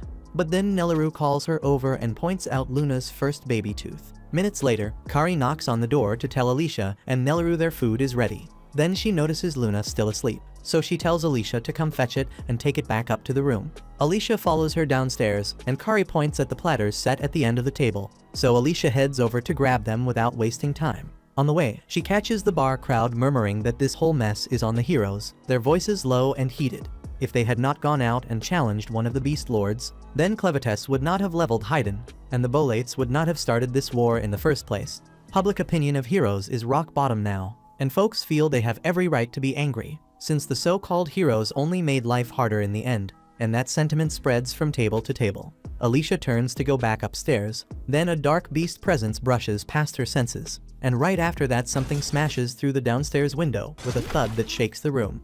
It lands by Pete, and he assumes it is a harmless ball, so he reaches down to pick it up. But Alicia shouts that he should not touch it, but it's too late. The look on Pete's face freezes for a split second before the object swells in an instant, slamming him into the ceiling and revealing a giant centipede. Maynard then steps into the inn at that point and explains this is no ordinary insect. It came out of the dark beast forest, so it stands on par with some of the tougher dark beasts out there. One man does not even wait for Maynard to finish, since he came here to relax, not wrestle a centipede monster, so he jumps through the window to run. Normally that would be an excellent survival plan, but Maynard already stationed several hundred bug monsters outside, and the man gets eaten anyway. Maynard set the field so that nobody leaves town until he is done with his mission, and he wants no confusion about that. And to make sure everyone understands, he introduces himself as the highest mage serving General Drell's army. The room tightens with worry because nobody expected Drell's army to strike their village in this way, but Maynard says he is not here to seize the place. His mission is simple, to confirm whether the Haydnite baby here carries royal blood or not, and that purpose alone brought him. Alicia feels the floor drop inside her, and if Maynard already knows about Luna, she needs to get him far away fast without delay. But before she can act, a sharp panicked scream cuts down from the room above Nelaru's voice. That's when it clicks. Maynard has already sent a subordinate up there. Meanwhile, in the room right now, a telekinesis wizard named Naya Chiffinlitz has Nelaru pinned against the wall with the bed frame, not letting up for a second. Nelaru cannot figure how Naya slipped in through a second-floor window, so Naya spells it out. She flew up with her axe because her power pulls and pushes anything made of iron, so she gripped the handle and hurled it upward. Then the force yanked her along for the ride. She does not really get the science behind it, yet there is a massive dark beast turtle with an iron shell, and any metal weapon swung at it ends up stuck there for good. Now that she has laid out how the ability works, she says she has to get back on task, so she pulls a pill from her bag and walks over to Luna. Nelaru asks what she is doing. So Naya says she is giving Luna medicine that evaluates his magic potential. And if the baby can use magic, his eyes change color and he stays fine. Otherwise he coughs blood and dies. A rough 50-50. Because that means Luna could die. Nelaru yells and pleads for her to stop. And then Alicia hears the screams and sprints for the room. But before she reaches the door, Maynard orders his centipede, and it slams her into the wall. He is not sure who Alicia is, yet he will not let her wreck the plan, so he decides she has to die. At the same time, inside the room, Nelaru keeps fighting to free herself so she can reach Luna. But Naya says it is pointless, because the force she can drive through those bed frames is enough to stop the Hulk in his tracks. So with 2 frames in play, Nelaru would need more strength than 2 pregnant bulls to break out. And there's no way her tiny arms could pull that off. Then, to Naya's shock, those small arms actually start prying the frames apart. And with one clean shove, Nelaru knocks Naya out cold.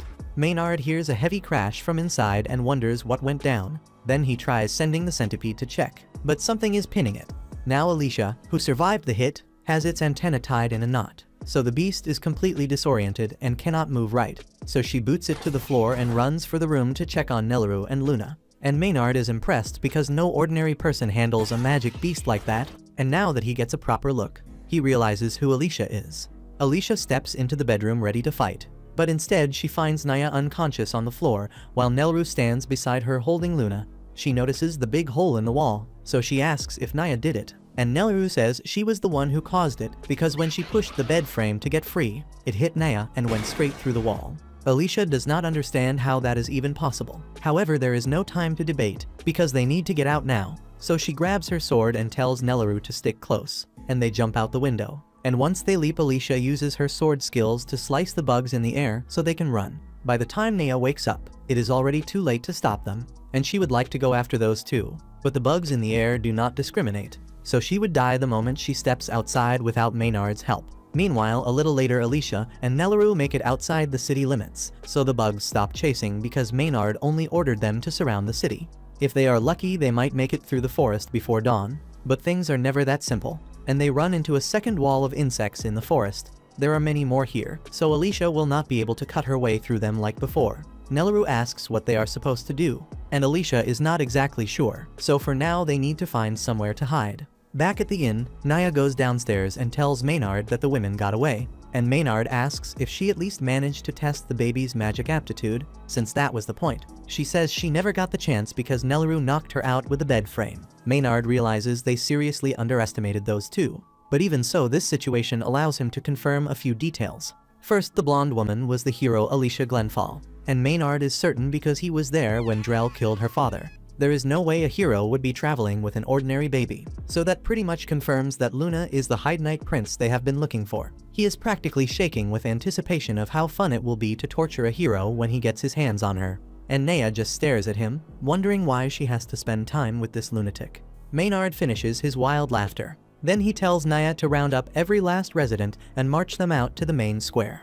Once the crowd is outside, the town leader steps forward and demands to know why they were dragged out here. And he adds that if Maynard thinks a handful of bugs will make them submit, he has another thing coming. Maynard is struck by how bold these people are, so he lays out the story from his side. Says he and the Bolade army would not even be here if the king of Haydn had not made that damn fool gamble and attacked Clevites. Now that the capital lies in ruin, Clevites might come back to seize the land, so the Bolade force is kindly stepping in to protect everyone. It is a paper-thin pretext to invade Haydn, but without the king and his magic weapon, there is practically nothing left to stop it on the ground.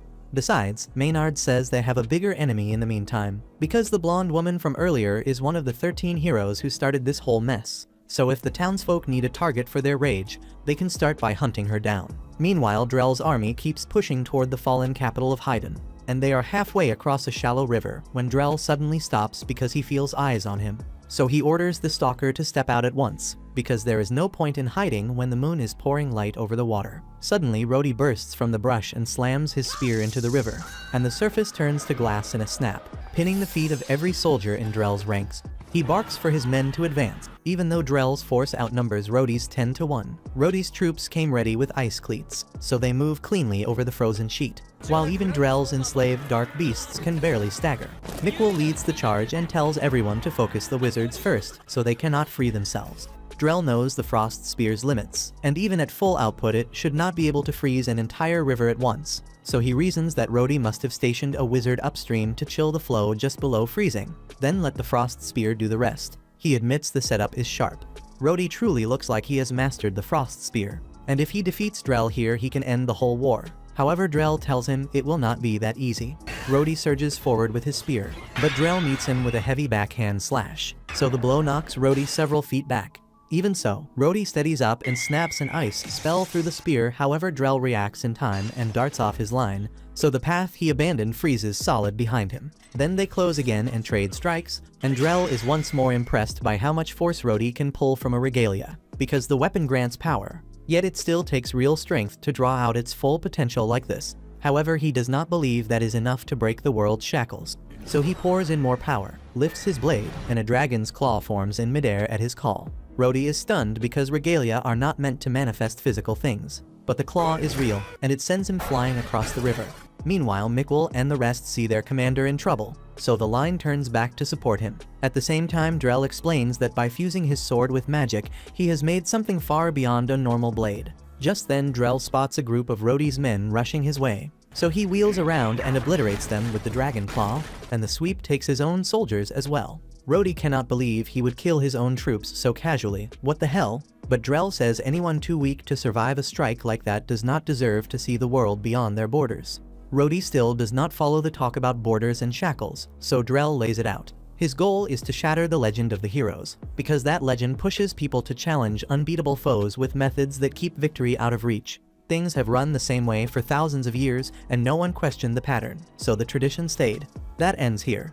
Drell tells Rhodey he will not kill him because he was a worthy opponent, and by now Rhodey should know there is no way he can win. Rhodey tries to stand, but his body has nothing left, so he lies there and watches as Drell continues the conquest. But a moment later, Clevites slams into the battlefield, a dark aura roaring around him as the ground shudders. Faces freeze when they realize the southern lord of the dark beasts is here. Clevites can tell that Drell is the one running this field, so he says he has a single thing to ask, and he does not waste time on pleasantries. Someone has been snatching both human children and dark beast children, and from what he has heard it ties to the magic Drell uses, based on whispers from across the region. So he wants to know if Drell is truly the one behind it. Drell notes that a beast lord coming all this way just to ask a question must have better things to do, yet Clevites answers without blinking that this is part of his duty as a lord, because if anyone defiles his land or his people, the law of the land says he must kill that offender with his own claws in retribution. Drell asks what gives Clevites the right to define that law. However, Clevites is already tired of the talk, so he drives a hand through Drell's stomach with a straight thrust. He says this could have been avoided if Drell had simply answered the damn question. Yet even with a hole in his chest, Drell stays calm. Says he already knew Clevites would come to kill him, and he knew a head-on fight was not winnable, so he made preparations in advance and kept them quiet. A third eye opens on Drell's forehead as he primes his ultimate art. Dark Ichor prison resolve hardening as he commits. That catches Clevites off guard because he did not think humans could handle Dark Ichor at all. And in the next breath, Drell's body detonates and coats Clevites in his blood. When the blast clears, the only things left are Drell's sword and a giant sphere of what used to be Drell surrounding Clevites. Even so, Drell is not dead, not by any normal measure, because before the explosion he shifted his mind into the sword. He no longer has a human body, and now exists as the magic of that blade. He went to extreme lengths to sacrifice flesh for this Dark Ichor prison, and he is certain that even someone as strong as Clevites will not break out easily. Clevites appears to be knocked senseless by the prison, so he stays motionless inside for now, and Drell intends to leave him there until he dies of hunger or age. Meanwhile, Rhodey watches in horror and disbelief, jaw tight and stomach sinking, because he cannot believe Drell just locked down Clevites in moments when the 13 heroes failed to do it. If Drell can pull off something like this, Haydn has no chance against that might. So Drell hardens his resolve to continue the mission and orders all remaining troops to prepare to move at once. Meanwhile, out in the forest, Alicia and Nelleru are still trying to escape Maynard, when Alicia suddenly feels that something is wrong, a pull at the edge of her senses. However, she does not know what caused that pulse, and there is no channel to reach Clevites from here, so she tells Nelleru they have to keep going. All the while, a band of angry townspeople keeps tracking them through the trees step by step on Maynard's orders. A short while later, the townsfolk hem Alicia and Nelleru inside an old cabin. Phil heads the angry crowd, brandishing torches as they shout for Alicia to step out, saying they know she's in there, so hiding is useless. Meanwhile, Alicia and Nelleru keep out of sight, unsure what move to make. Phil keeps hollering, pinning every disaster that hit their town on her. Speaking for the lot, he says they've always despised the so-called heroes, since heroes never do real work. They only slay a dark beast now and then, and folks treat it like it's something grand. Nelleru tries to lift Alicia, reminding her she's special because she saved both her and Luna. But Alicia tells her to back away from the window, saying the priority right now is keeping her and Luna safe. Alicia admits she figured this could happen, especially since they couldn't get out of town. What she didn't anticipate was the townsfolk finding them this fast. She thinks about bolting since Maynard still hasn't caught up to them yet, but she knows it won't help because there's nowhere left to hide.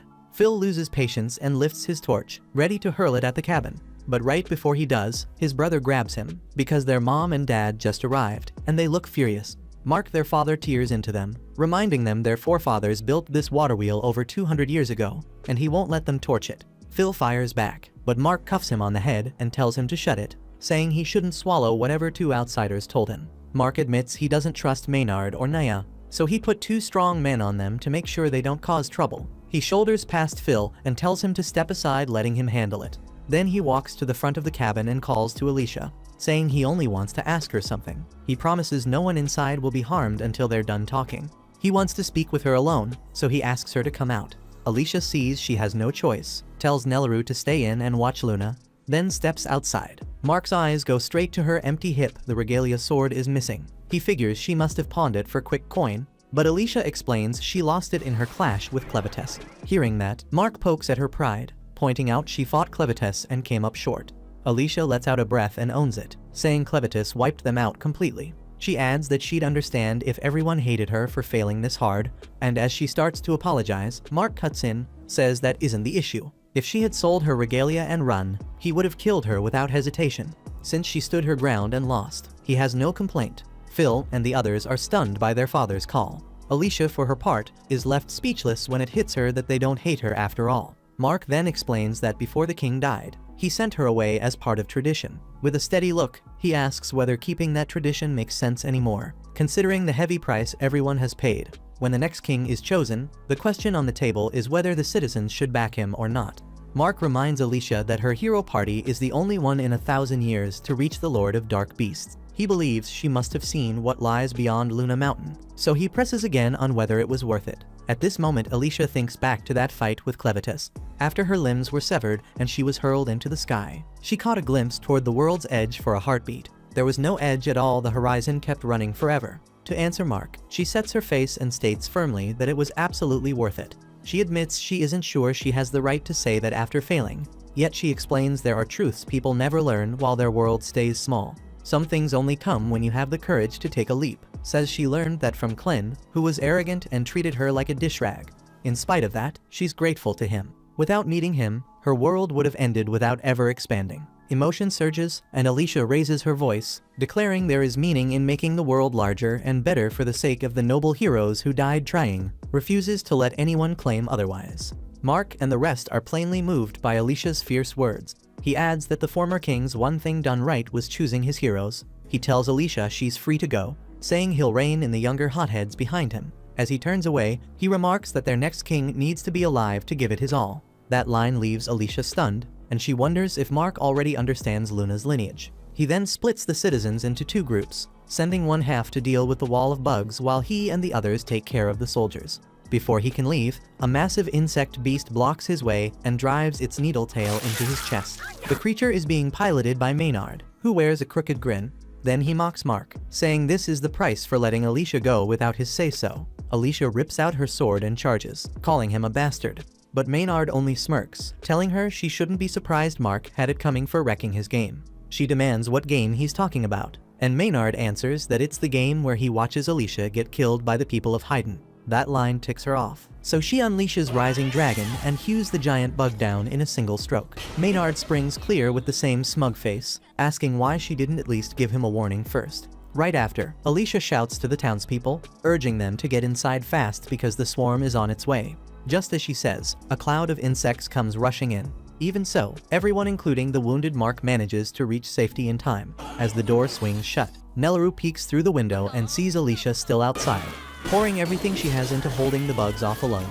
She puts down the first wave, and Maynard can't help but be impressed. Still, he says, this is exactly what he expects from a hero like her, standing alone and fighting no matter the odds. But the only issue is how long she can keep going. Right then, Alicia crumples to the ground in pain.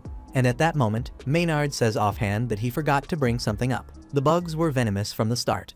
If the big ones steal your focus, the little ones slip in and dose you before you even realize. He adds he couldn't control every insect in the area, from the bees overhead to the ants underfoot. Worst of all is a special spider breed whose venom can wreck human blood itself. Alicia suddenly feels something crawling along the back of her neck, and before she can smack it, the spider sinks its fangs into her. Maynard explains the toxin is potent enough to liquefy smaller creatures from the inside out. While Alicia fights for breath, he lays out why he hates heroes so much. In an ironic twist, he admits he used to idolize them. But when he was a kid, the so-called heroes never showed up when he truly needed them. When he lost everything, the neighbor next door helped more than any hero ever did. That's when he decided heroes are just people hiding behind sugar-coated titles. In his eyes, they can't protect anyone. The only ones who can protect anything, he sneers, are himself and General Drell. After that, Maynard unleashes another wave of bugs at Alicia. As she cuts them down, she realizes this is only getting worse, since his poison even works against dark ichor. Pushing through, she glances down and sees Clevitas calmly perched on her chest. He says little only reminds her to finish things here because a bigger job still waits. Alicia slips him into her dress fast so Maynard won't notice. Meanwhile, inside the cabin, some of the bugs start slipping through, and the citizens do their best to kill them before they cause any damage. Kari tells her sons to patch the gaps in the walls so no more get in. She reminds everyone that protecting Luna is the top priority, since he represents Hayden's future. So all they can do now is hope Alicia holds the swarm back outside, while they defend Luna within. Everyone agrees they've got what they need, and they start boarding the cabin with wooden planks. At the same time, Alicia holds her ground while Maynard keeps droning on full of himself. Without warning, a massive scorpion bursts from underground and whips its lethal stinger at her, slamming Alicia and sending her crashing into a nearby river. As she struggles in the water, Clevitas slips out of her chest and asks if the poison is what's slowing her down. Alicia admits she's sluggish not only because of the toxin, but also because her wounds refuse to heal. Clevitas explains that Maynard's poison affects dark ichor. It isn't strong enough to erase it completely, yet it blocks her recovery until the venom fades, which means she's temporarily lost her immortality. Meanwhile, up on the bank, Maynard stands steady and smug, mocking Alicia as she stays in the river, convinced she's too scared to show herself. Meanwhile, back inside the cabin, the townspeople finish their work, plugging the last gaps in the walls, when a sickening sound comes from above. With a wet thud, a huge larva drops from the ceiling, disgusting everyone inside by its presence alone. One of the citizens peeks out the window and spots even more gigantic larvae swarming across the area. They chew straight through the cabin walls, and it isn't just the cabin. Countless larvae are already devouring the entire forest around them. Back in town, citizens begin to hear loud crashes echoing from the direction Maynard went. Worried, they turn to Naya and demand to know why she didn't go with him. Naya answers plainly that she didn't go because she didn't want to die. She says she won't get in Maynard's way, since once he gets serious, he never stops until nothing is left. After all, he's the master of all insects and the strongest wizard in the Bolade army. At the same time, deeper in the forest, Maynard keeps taunting Alicia while she remains in the river. He explains that the giant larvae surrounding him are special creatures that hatch only once every century. When they emerge, they devour everything in sight. This species is unique to a single island in the east. Every 100 years, these larvae strip the forest bare, leaving it completely barren. But the creatures are clever. They never consume the seeds. Instead, they stay dormant in their eggs until those seeds have grown into a new thriving forest. With a smug grin, Maynard tapped the magic crystal set in his chest and bragged that his sorcery could speed up that natural cycle. With power like that, he figured the building sheltering the citizens wouldn't last even a single minute. Alicia's anger snapped at his words. She burst from the river, yet as she lifted into the air, her eyes went wide. Maynard had been quietly nursing even more insects inside cocoons, and right then the shells split open. Suddenly, the newly hatched bugs rushed her with murder in their flight. Alicia swung her blade, trying to cut them back. Yet with every arc, she saw the shimmering dust from their wings held another poison. Her strength bled away with each heartbeat, while Maynard savored the struggle. At his command, the giant scorpion smashed her into the ground, after which a massive swarm of insects buried her beneath their bodies. That horrific sight made my body freaking tremble. Right before Alicia lost all hope, Clevitas stepped in. A crimson radiance burst from under the swarm, and from it her regalia sword rose, cleaving through the pile of insects. Maynard's eyes went wide in disbelief, recognized the weapon at once and demanded to know where she had hidden it. Clevitus calmly told Alicia that most living creatures in this world are made of water, and insects are no exception. Treat a horde like a ball of water, and the regalia blade he gave her will cut them apart. With that, he urged her to finish this fight for good. Alicia pushed to her feet, her sword blazing with power. A harsh gust tore across the field as she unleashed her ultimate technique, Stream Splitter, and in a single clean stroke, she erased the whole swarm of insects. Watching from a distance, Nia stared in disbelief as all of Maynard's creatures were wiped out. Alicia leveled her sword at Maynard and ordered him to surrender. She quickly understood he would never yield, so she knocked him out cold.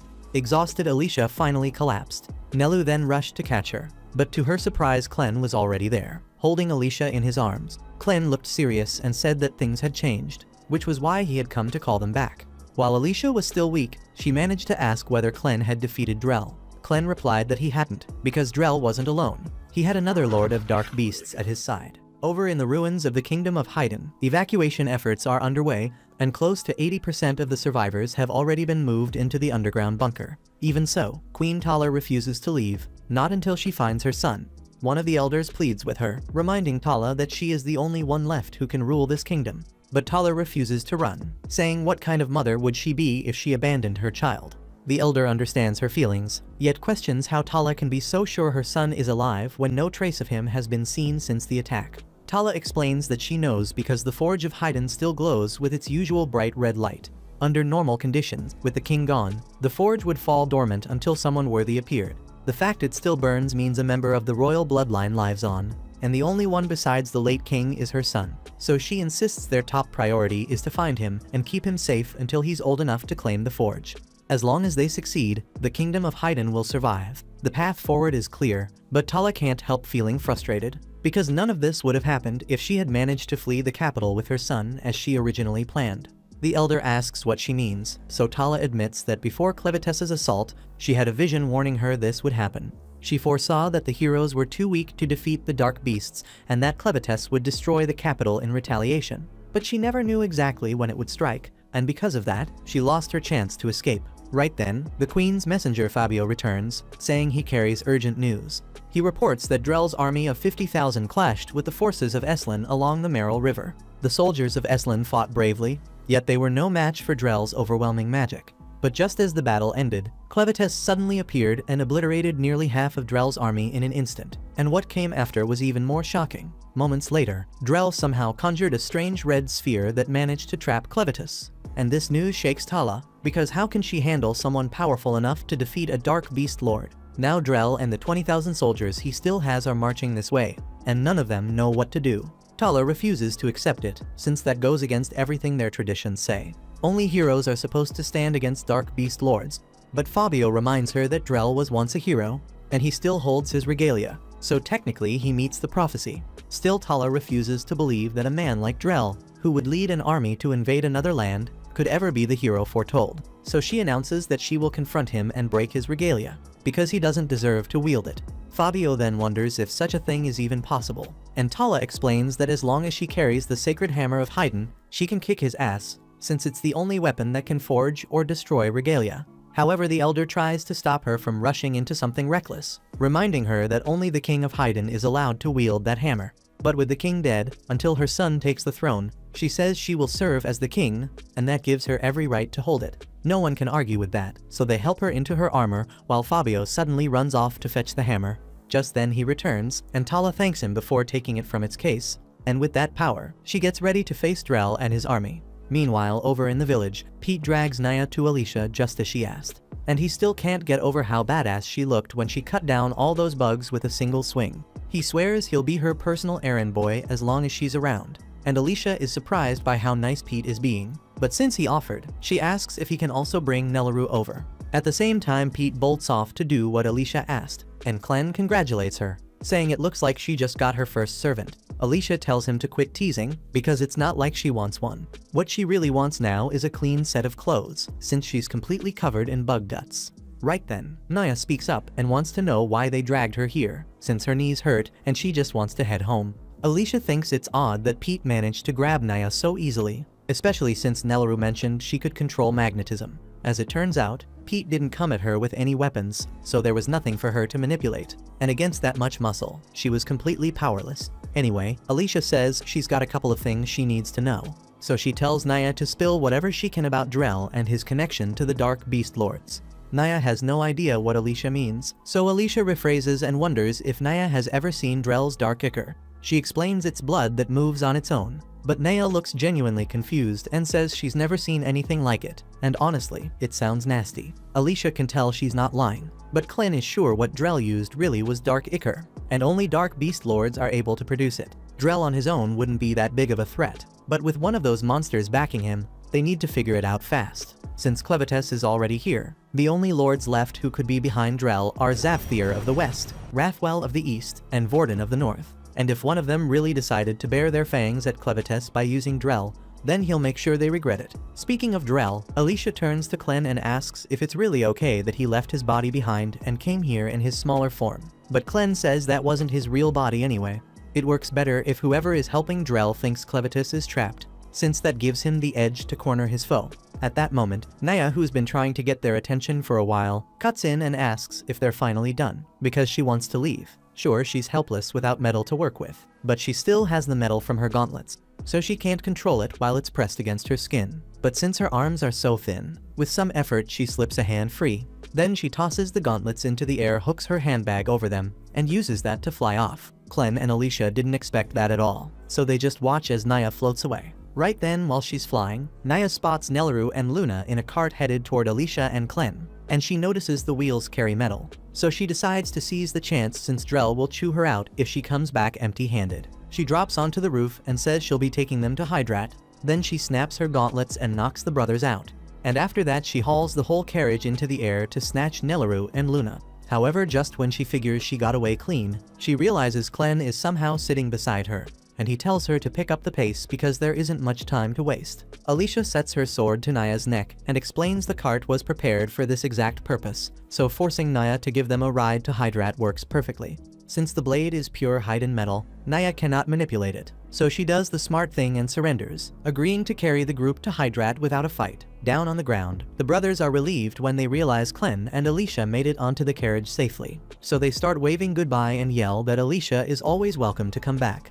The rest of the townsfolk say the same thing as the cart soars overhead, and Alicia feels glad she managed to leave such a positive impact on their lives, since it makes her feel like a badass hero. Clem teases her for the smug expression on her face, and Alicia says she earned at least that much since she did manage to save the town. But Clem reminds her she only pulled it off with his help. Nelleru does not follow every detail, yet she says Alicia was extremely heroic, and it hits her as a real shock when she learns Luna is the Prince of Hyden. She says she wants to know whether it is truly alright for her to hold him so casually, since someone in her position is usually not allowed to touch a royal. But Clem says that is a dumb rule, and he adds that Nelleru holds a special role, and has been invaluable in keeping Luna alive. She is also several times stronger than any regular human now, so if anyone ever tries telling her she is worthless, she should crush them. Alicia steps in and clarifies that Nelleru cannot go around crushing people, but Clem says that is how he has always dealt with those damn haters, so he does not see a problem with it. Not long after, the group reaches a stretch of mountains, and on the other side sits the capital of Hydrat. Clem leans toward Alicia and tells her she'd better be ready for what's waiting. Since he can't show himself, he won't be stepping in, and if Drell discovers the dark ichor inside her, her recovery is going to be cut short. Even with all that, Alicia answers that she's ready to face him and take revenge for her father. So Naya guides the cart over the peaks, and once the city comes into view, the smoke and chaos make it clear the place is already under attack. Drell has to be somewhere close, and Alicia finally spots him standing bold on top of the castle wall. She doesn't waste a breath, she grabs Naya's arm and forces her to drive the cart straight at him. Right then on the castle walls, Princess Tala rallies the knights who carry enchanted blades, telling them their swords come close to rivaling Drell's regalia. So if anyone has a shot at slowing him down, it's them. Still, you can feel in your gut, these poor bastards don't stand a chance. They charge in hard trying to surround him, but Drell doesn't even twitch. He just watches them with that cold look and mutters that they're nothing but a nuisance. At that moment, the knights know damn well they're done for. But loyalty to the kingdom keeps them charging anyway, throwing their lives away just to buy time for the archer squad to line up a shot. Even with the cleanest angle, the archers choke, and Drell twists his form into a blade to slip right past the volley. Tala and the others are left shaken, struggling to believe what they saw, since Drell just shifted into a weapon in the middle of combat, and none of them know what that means. The shield bearers step in to hold him back, but they're blown off their feet instantly, and Drell grips Tala by the throat. He sneers at her effort to protect Haydn, then tells her she'll never sit on the throne. Tala already knows that she has no royal blood, and only the strongest heir has the right to claim the crown. If every successor falls, the title passes to the nearest relative, but Drell makes it clear he's ending that tradition here and now. Tala can't promise she'll make it out alive, yet she's sure one clean swing from the hammer will be enough to shatter Drell's regalia, so she needs a distraction to buy herself a sliver of time. Right then, Alicia comes crashing down from the flying carriage, and it throws Tala for a damn loop, so she takes the opening and brings the hammer down toward Drell's sword. At the same time, Clem and Nelleru watch from a distance, and Nelleru worries about whether Alicia can hold her own against Drell, while Clem says it doesn't really matter whether she wins or loses, since the whole point is keeping him busy. Drell and whoever backs him are after the Forge of Haydn, so Clem wants to reach it first. And that is why he brought Luna, since only royal blood can lift the seal. Clem already knows the forge's location, so he leads Nelleru to a section of the castle wall and tells her the forge sits on the far side. He could smash through in a heartbeat, but he needs to stay out of sight here, so he tells Nelleru to handle it instead. Nelleru pauses and checks whether he truly wants her to do it, since the wall looks solid as a rock. But Clan explains that when he healed her, he packed the strength of a troll into those thin arms, so her power should be several times greater than even the toughest troll. Nelleru decides to trust him and gives the stone a cautious push, and to her surprise the block rockets off its base with way more force than she expected. It sails clean over to the other side and slams down right where the guards assigned to protect the forge are stationed. For some reason she feels her kill count rise a little, while Clem tells her she's imagining things and urges her to move, since they don't have much time. Meanwhile, at the forge entrance, Fabio and a handful of guards manage to survive Nelleru's accidental hit. But before they can process what just happened, Clem pulls them into the shadows and neutralizes the area. And once he reaches the doorway, he carefully presses Luna's hand to the seal so it unlocks. After some time, Gart swoops down to check on the strange bubbles holding Clevetess's body. He's convinced that Clevetess should have been able to break free from something like this already, so it makes no sense why he's still stuck inside. Gart gives the bubble a hard kick to see if it'll break, but the thing is tough as steel, and he realizes there's no way he has the strength to shatter it. Right then, Rhodey comes around the corner and introduces himself. He noticed Gart descend from the sky and figures that must be his magic ability, so he wants to ask for a favor. He explains that he needs Gart to fly him to the capital of Haydn because by now Drell and his army have surely launched their assault, and he has to put a stop to it. Gart was about to brush him off, but he recalls watching the battle earlier and clearly remembers Rhodey getting his ass kicked by Drell. So he wonders why Rhodey is looking for another fight now. Rhodey admits he probably doesn't stand a chance, but somebody has to stop Drell before he seizes the Forge of Haydn. If Drell gets his hands on that treasure and fuses it with his magic, the entire land will be hit with a catastrophic disaster. Hearing the word magic jogs Gart's memory of what Zafir told him before this mission. And if such a calamity is truly looming, then maybe he should look deeper into it by using Rhodey as a cover. Gart finally tells Rhodey he'll help him reach Hydrat, but only under two conditions. First, once they arrive, Rhodey must assist Gart with his mission for a while, and second, he isn't allowed to ask anything about Gart's identity. Rhodey asks what will happen if he breaks those conditions, and Gart flat out tells him he'll kill him. Rhodey answers that he can't betray his homeland, but aside from that, he accepts Gart's demands. Gart then spreads his wings wide and tells him to grab on if he doesn't want to be left behind. So Rhodey latches onto Gart's ankle, and together they head toward Hydrat. At the same time in the capital, Clan is still struggling to open the forged seal with Luna's help, but nothing seems to work. He also feels breaking their way in isn't wise, so he thinks of another approach and decides to try from above. He tells Nelleru she'll have to watch Luna alone for a bit. Then he springs up to the top of the furnace chimney. The blast of heat pouring out is insane, strong enough that any ordinary dark beast would be reduced to ashes if they dared to enter this way. But Clen isn't some ordinary beast, he's built for this, so without wasting time, he dives straight in.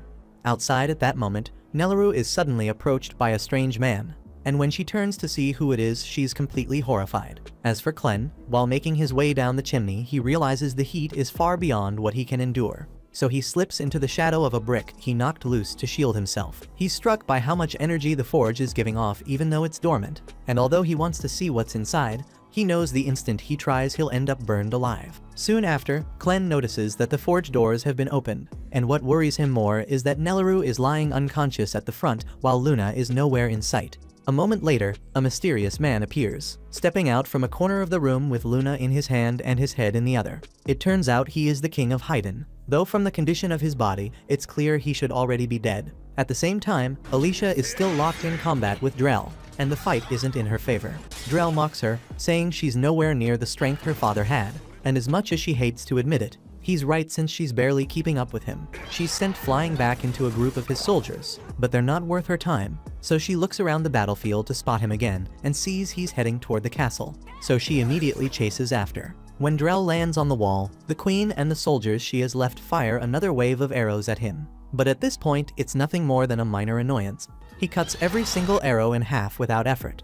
The attack doesn't harm him, yet it gives Alicia just enough time to close the distance, so she launches at him with a rising sword slash. But Drell is the very one who created that move in the first place, so he blocks it with ease and answers back with a stronger technique, the dragonfly scythe slash. Hundreds of slashes rush at Alicia all at once, but to his surprise she comes out of it with her body still intact, so he acknowledges her skill and says she truly has talent, just as expected from the daughter of the swordmaster. Alicia doesn't want to hear any empty praise from Drell, so she raises her sword and demands to know what happened between him and her father, and why he ended up killing him.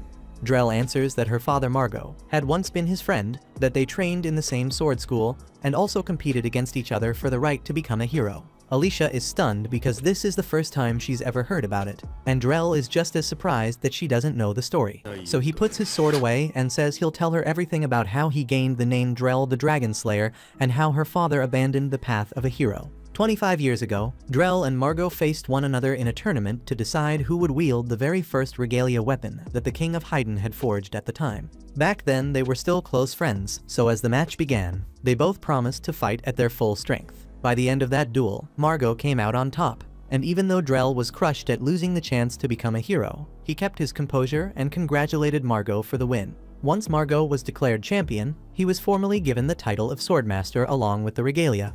The king told him that once he accepted the blade, he had to live as a hero, fighting dark beasts and defending humanity. Margot agreed to the duty, so the king handed him the regalia, and the moment he drew it from the sheath, he felt raw power rush through his body. It was incredible, but the king explained that the weapon was still unfinished, and Margot himself would have to complete it. When Margot asked what that meant, the king clarified that every regalia carries a soul, and the first being slain by that blade becomes the soul trapped inside it, so he should choose that first kill carefully. Sometime later, Margot and Drell met at a nearby tavern to talk about what came next. Margot said he was planning to gather an expedition team for his first mission, so they could deal with weaker threats along the way, since it would be terrible if something like a dark beast bug ended up as the blade's first kill. Then, speaking of that first kill, he told Drell he was considering hunting one of the northern dragons. The moment Drell heard those words, he jumped up in alarm and warned Margot not to even think about doing something that reckless. He understood why Margot wanted a powerful darkness sealed inside his regalia, but the northern dragons were known to serve the dark beast Lord Vorden, and picking a fight with one of them at that time was nothing short of a death sentence. On top of that, the dragons lived deep in the snowy mountains, and there was no way Margot could survive terrain like that while wielding an incomplete regalia. Still, Margot insisted it was the only path open to him if he ever hoped to challenge a dark beast lord. Drell was already doubtful that Margot could stand against a regular dragon, but aiming for a dark beast lord was insanity. The old tales always spoke of heroes eventually defeating the lords of darkness, but Drell had never believed them. Even so, he knew better than anyone that Margot was the strongest swordsman alive, so if anyone had a chance of doing it, it would be him. Margot stood up and told Drell they had to start preparing for the expedition. He was fully confident that together they could bring down a dragon, but once they set out, the reality was far harsher than he expected. The icy mountains were brutal, and although they managed to spot a dragon fairly quickly, it also spotted them. It turned on them instantly and spewed a stream of burning stomach acid. That single attack wiped out the entire expedition force, leaving only Margot and Drell standing. Drell urged Margot to retreat since the two of them had almost no chance of winning, but running wasn't really possible either because the dragon would just chase them down. Their only shot was to strike it head-on and kill it before it killed them. Though that was easier said than done with the beast soaring above and using the skies to stay beyond their reach. They had to act fast, so Margot came up with a plan. He told Drell to launch him with the rising dragon technique. It was a gamble, but the only way he'd get close enough. Drell agreed and charged forward, striking Margot with the rising dragon slash. The move worked exactly as intended, sending Margot flying high into the air, and once he rose above the dragon's body, he swung down hard and shredded its wings to pieces. Not long after, the dragon crashes into the ground, and now it's finally Margot's chance to finish the fight. Drell can do nothing but watch from the side in awe as he sees the incredible skill Margot is showing against the beast.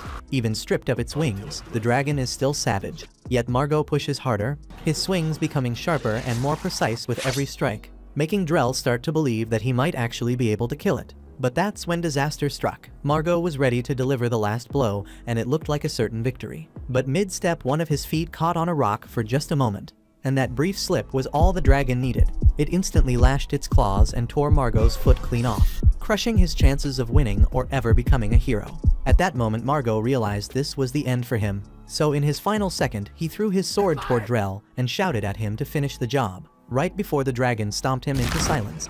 Drell barely had time to think about what had just happened, but he knew what had to be done, so he grabbed the regalia and rushed straight at the weakened dragon.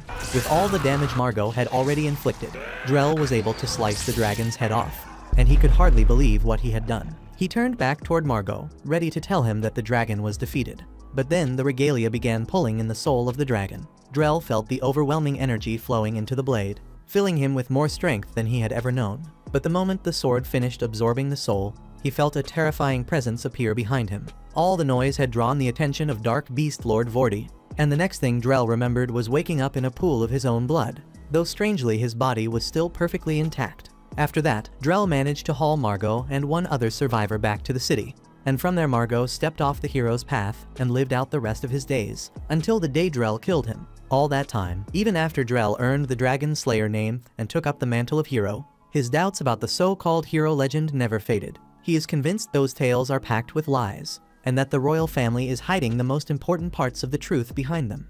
The queen has no clue what Drell is talking about, and there is nothing she can say now that will change his mind. Alicia asks Drell whether the missing piece in those legends is magic, and Drell confirms it. He says the voices in his head have been telling him the same thing ever since the day he encountered Vorden, and he knows exactly what he needs to do.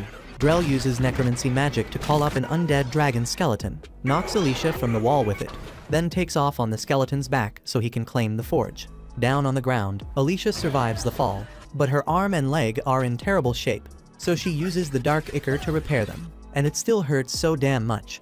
She tries to reach Clem through their mental link to warn him that Drell is on his way to the forge, but Clem tells her to stay quiet because something interesting is happening right in front of him. The king of Hyden is about to throw his grandson into the forge for some reason, and it looks like the king has really lost his head this time.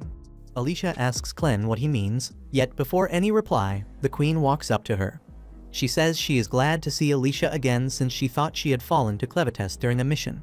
She asks whether any of the other heroes managed to survive, and Alicia tells her that sadly she is the only one who made it back alive. The queen is disappointed to hear it, but even so, it is a huge relief to have Alicia here. With Hydrat in its current shape, the best they can do is hold Drell's forces at bay for a while, and none of their soldiers can stand against Drell and his overwhelming magic. Their only real hope is Alicia and her regalia, so the queen asks if she is willing to stop Drell for the kingdom's sake. Alicia promises she will do her best to stop him, but there is something important she needs to raise first. She tells Tala that her son is still alive and that he is in Hyden right now. Tala freezes at the news because no one has had any information about her son's whereabouts up to this point.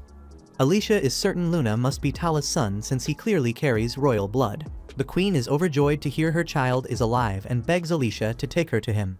Alicia says it is too dangerous for the queen to come along since there is no telling how bad the situation might be over there. She promises to bring Luna back so Tala can see him, but that is not good enough for her. She may be the queen, but she is also Luna's mother, and if he is in danger she cannot sit still and wait. Alicia understands how Tala feels, so she agrees to bring her along. But meanwhile in the forge, the beheaded body of the king is preparing to make a sacrifice to the forge. Clem watches at first to see where this is headed, but once it becomes clear the king intends to throw Luna in, Clem grabs his arm to stop him. He asks whether this is how a grandparent should treat a grandson, and the king admits he knows how twisted this is. He does not want to go through with it, yet he is not in control of his body right now. The will of the forge is directing his actions, and throwing Luna in is part of the process of making him the next king.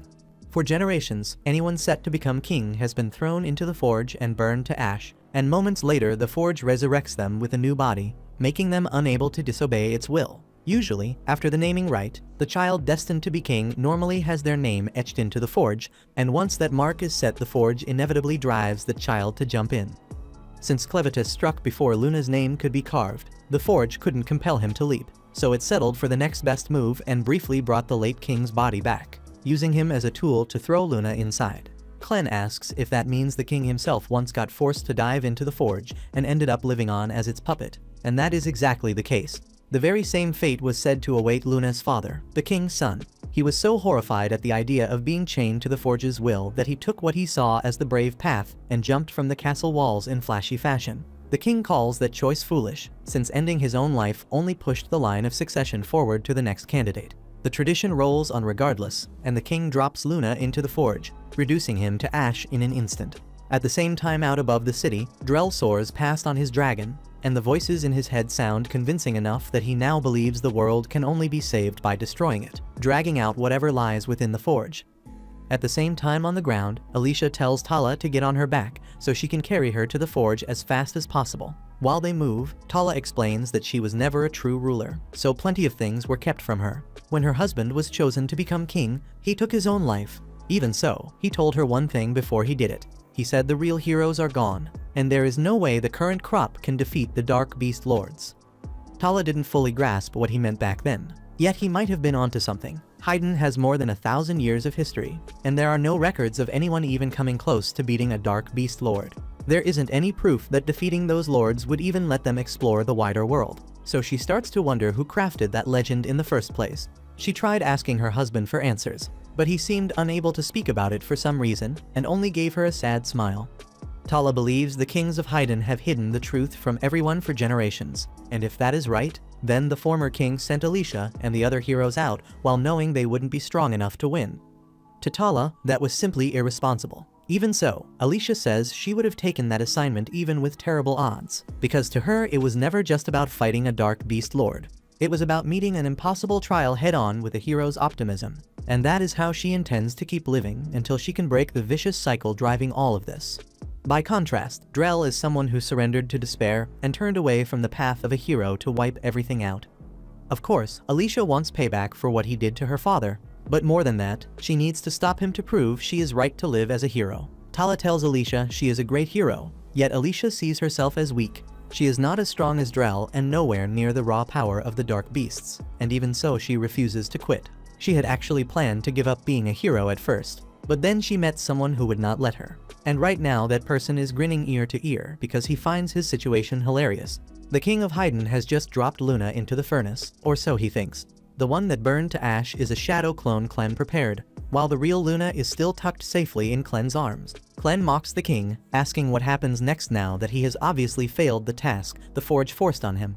The king says nothing, just stares at Clen as his body tilts backward and falls into the forge. Watching the king's body crumble to ash, Clen is a little surprised by the twist, but he is certain this is not over, so he shouts for the master of the forge to come out and face him already. A moment later, huge flames roar out of the forge, and the mountainside is blasted apart by the explosion.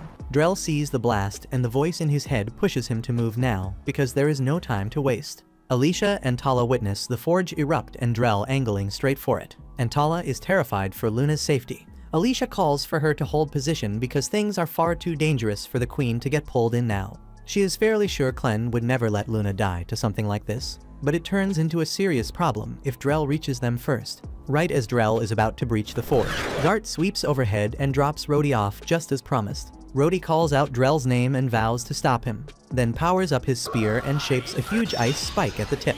The frozen javelin drives straight through Drell's dragon, and Gart finds the whole scene fascinating, so he hangs back in the sky to watch how everything unfolds from a distance. Once they hit the ground, a massive dust cloud rises, and Rhodey wonders if that last strike actually brought Drell down. As the dust clears, he sees Drell manage to block the attack, so Rhodey gets flung back and Drell moves in to finish him.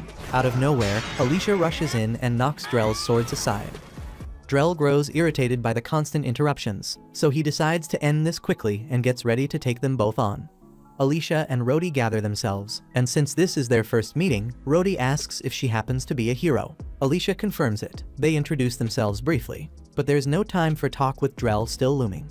Rhodey asks if he can count on her to fight with him, and she replies she was about to ask the same thing, since either of them fighting Drell alone would never work. Drell laughs at the thought that joining forces could give them any chance, saying it makes no difference because their power is limited by their human bodies, while he has no such weakness. In a flash, Drell appears behind them and delivers a slash so strong it sends both Alicia and Rhodey flying. Then he strikes again, blasting them into the air, and while they are still dazed, he soars upward and drives a blade straight into Alicia's chest. Rhodey tries to slip in an attack while Drell is focused on her, but Drell catches it easily, grabbing him by the wrist before throwing both him and Alicia back down. Then Drell hovers above, glaring down in mockery, before diving to finish the fight. The two scramble to come up with a plan, and Alicia tells Rhodey to use his ice javelin once more. Rhodey doesn't understand the reason but trusts her, so he raises his spear and summons another javelin of ice.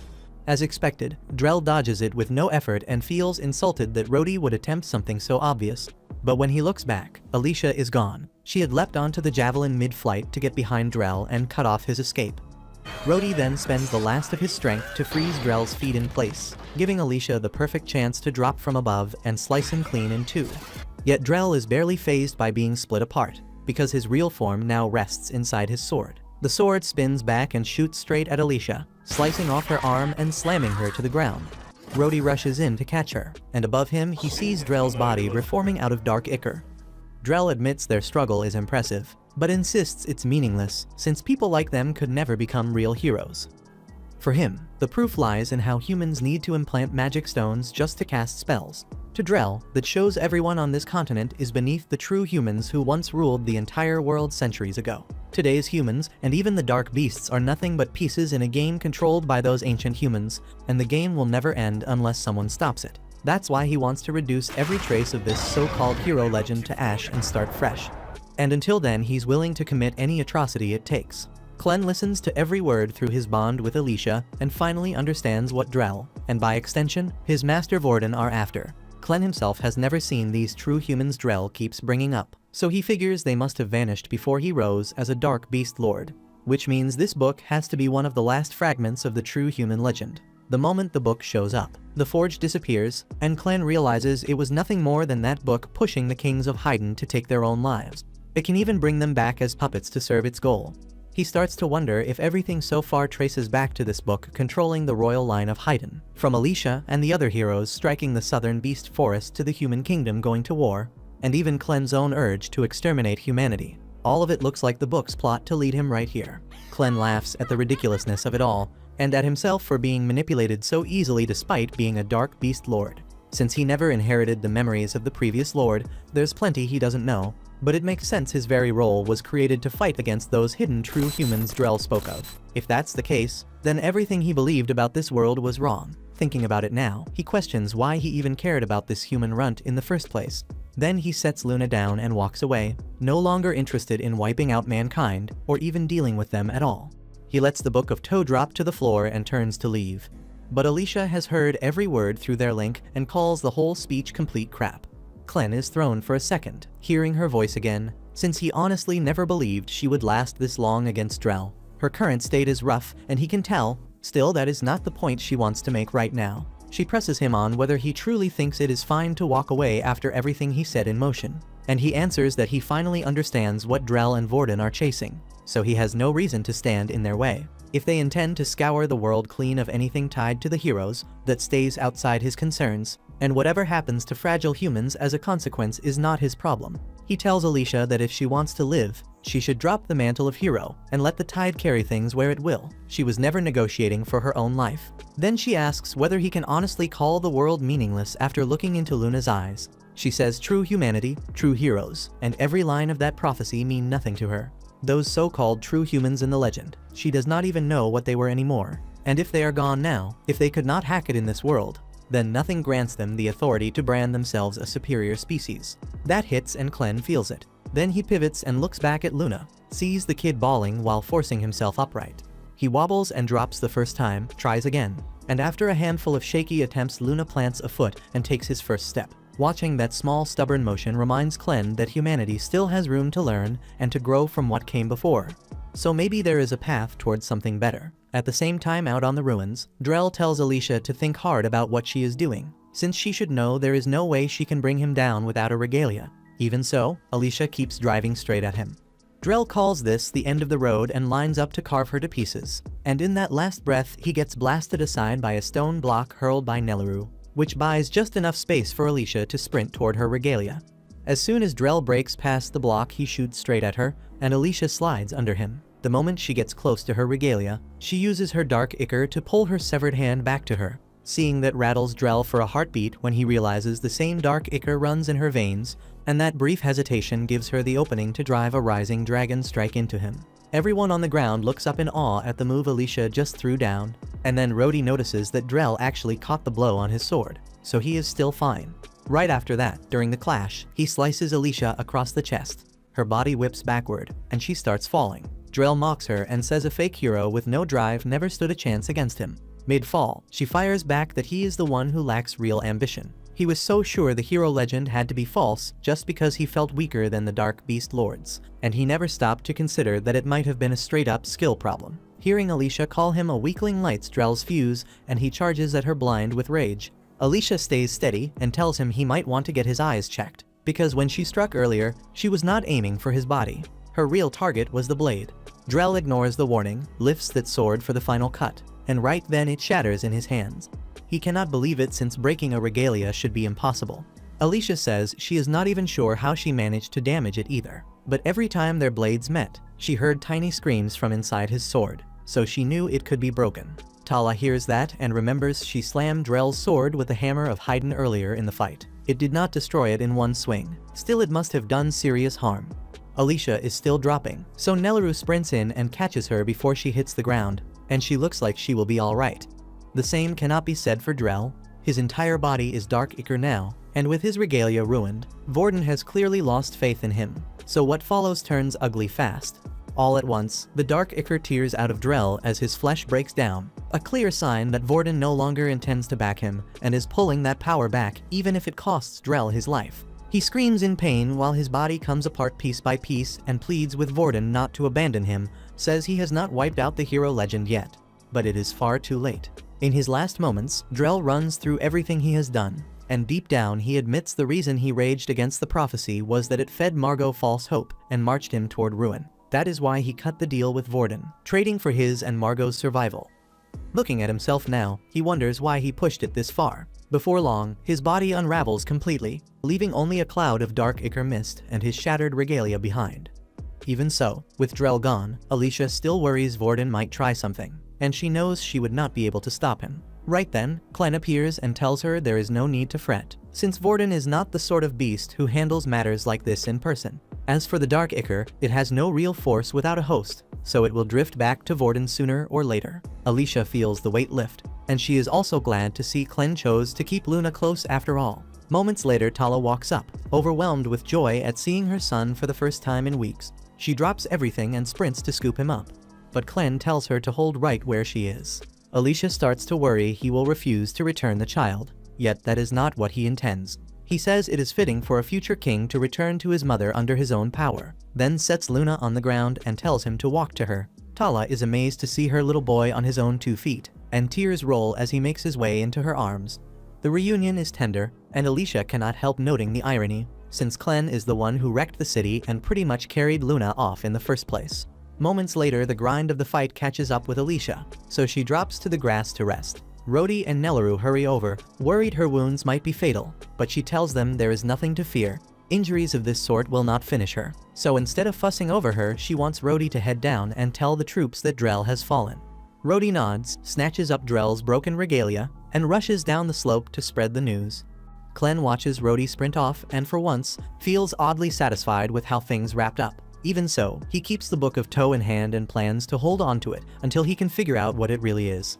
Right then, one of Vorden's avatars forms behind him and hisses that he will regret this, since the legend of Toe will soon come to pass. Clen has no idea what that even means, and he sure does not want Vorden to be the one to explain it, so he snaps his shadows forward and cuts the familiar down. That closes this chapter. Yet the story is nowhere near finished, since Clen still has a lot left to learn about humans. Rhodey marches onto the field and raises his voice so every line can hear that Drell has fallen to the hero Alicia. As proof, he lifts Drell's shattered regalia high for all to see. The moment the soldiers under Drell grasp that their commander is truly dead, the will to keep fighting drains out of them, because they know they cannot win. The host starts pulling back in disorder, and Rhodey, not wanting more blood spilled, orders his men to stand down and let the enemy withdraw without pursuit. The news rolls across the battlefield in waves, and even fighters locked in close combat halt the instant the message reaches them, blades sliding into sheaths as the shouting fades. As for Naya, she has been sprawled in a haystack the whole time, and now that the war has ended she has no idea what to do next. Over on a distant rise, Gart has watched the entire fight from afar, and with nothing left to observe he turns away and lifts into the air to deliver his report. At the same time by the lake, the kingdom's high priest stands before the blood sphere holding Clevetess, and one of his guards reaches toward the surface. The priest yanks the man's hand back and says he cannot just lay a finger on a thing like that. Whatever is inside is still alive, and for reasons of its own, it is choosing not to emerge, and the priest intends to keep it that way. He orders a tight cordon, no one gets close, not even to sneak a look. Back in the ruins of Haydn, Alicia, Nelleru, and Clem wait inside one of the houses left standing. Nelleru finishes wrapping bandages around Alicia's body. She does not really need them, since Clem already healed her, yet showing up without a mark after a deadly fight with Drell would raise questions they do not want to answer. Even so, with the wounds closed, the hurt from those blows still lingers and gnaws at her, a deep ache that makes it hard to keep her thoughts straight while she lies there and works to steady her breathing. Clem tells Alicia he had to seal a fatal wound in an instant to keep her alive, so pain is inevitable. On top of that, he let a little blood flow so no one would catch on about the dark ichor. He plans to keep that buried as long as possible, so he asks Nelleru to keep her mouth shut about it and treat it as classified. Alicia asks whether he believes what Drell said about a race of true humans being the only ones who could become true heroes. Clem says he has no idea. What he does know is that the name To sits at the heart of the legend, and the book has been steering Haydn's kings for generations, so the original secret has to be locked inside. Locked is literal here. When the book spawned, it came with a key. He tried to open it to see what was written, only to find the key did nothing. The sensible conclusion is that the key he holds matches a sister volume somewhere else in the world. Where that copy rests and how many copies exist remain complete unknowns. Right then, a knock lands on the door, and they are told the queen wishes to see them, so they head to the castle. Most of it lies in ruin after Clevetess's strike, but the throne room still stands, so everyone gathers there. She thanks them for coming and says they already know why she called. First, she offers heartfelt gratitude, because without their help, Haydn would have been wiped clean off the map. Even so, Nelleru looks rattled, and out of nowhere she starts apologizing to Tala. Tala blinks at the sudden apology and asks what is going on, so Clem says there is nothing to fear. No matter what anyone tells her, Nelleru cannot stop crying and keeps calling herself unworthy to feed the future king. Tala steps in close and tells Nelleru she would never see her as unworthy. To Tala, Nelleru is a savior. The whole time Luna was missing, Tala's biggest fear was that he would go hungry without his mother there to feed him. Finding out Nelleru cared for him in her place left her deeply relieved, and Nelleru says hearing that from Tala is an honor she will never forget. Then she adds in a dead serious tone that even her milk tanks are at his service whenever he wants. From there, the queen tells everyone to ask for whatever they want. Land, money, a title, or even tickets to a Nicki Minaj concert if that's their thing. Alicia actually gives the idea of a title some real thought, since the sound of it carries weight. Clem already knows his request. He says he wants to remain here in the castle and serve as Luna's magic instructor. And with that, we have reached the end of the first season. Hope you guys enjoyed it. I will catch you in season 2. Do not forget to drop a like, hit that subscribe, and smack the bell so you do not miss what is coming next.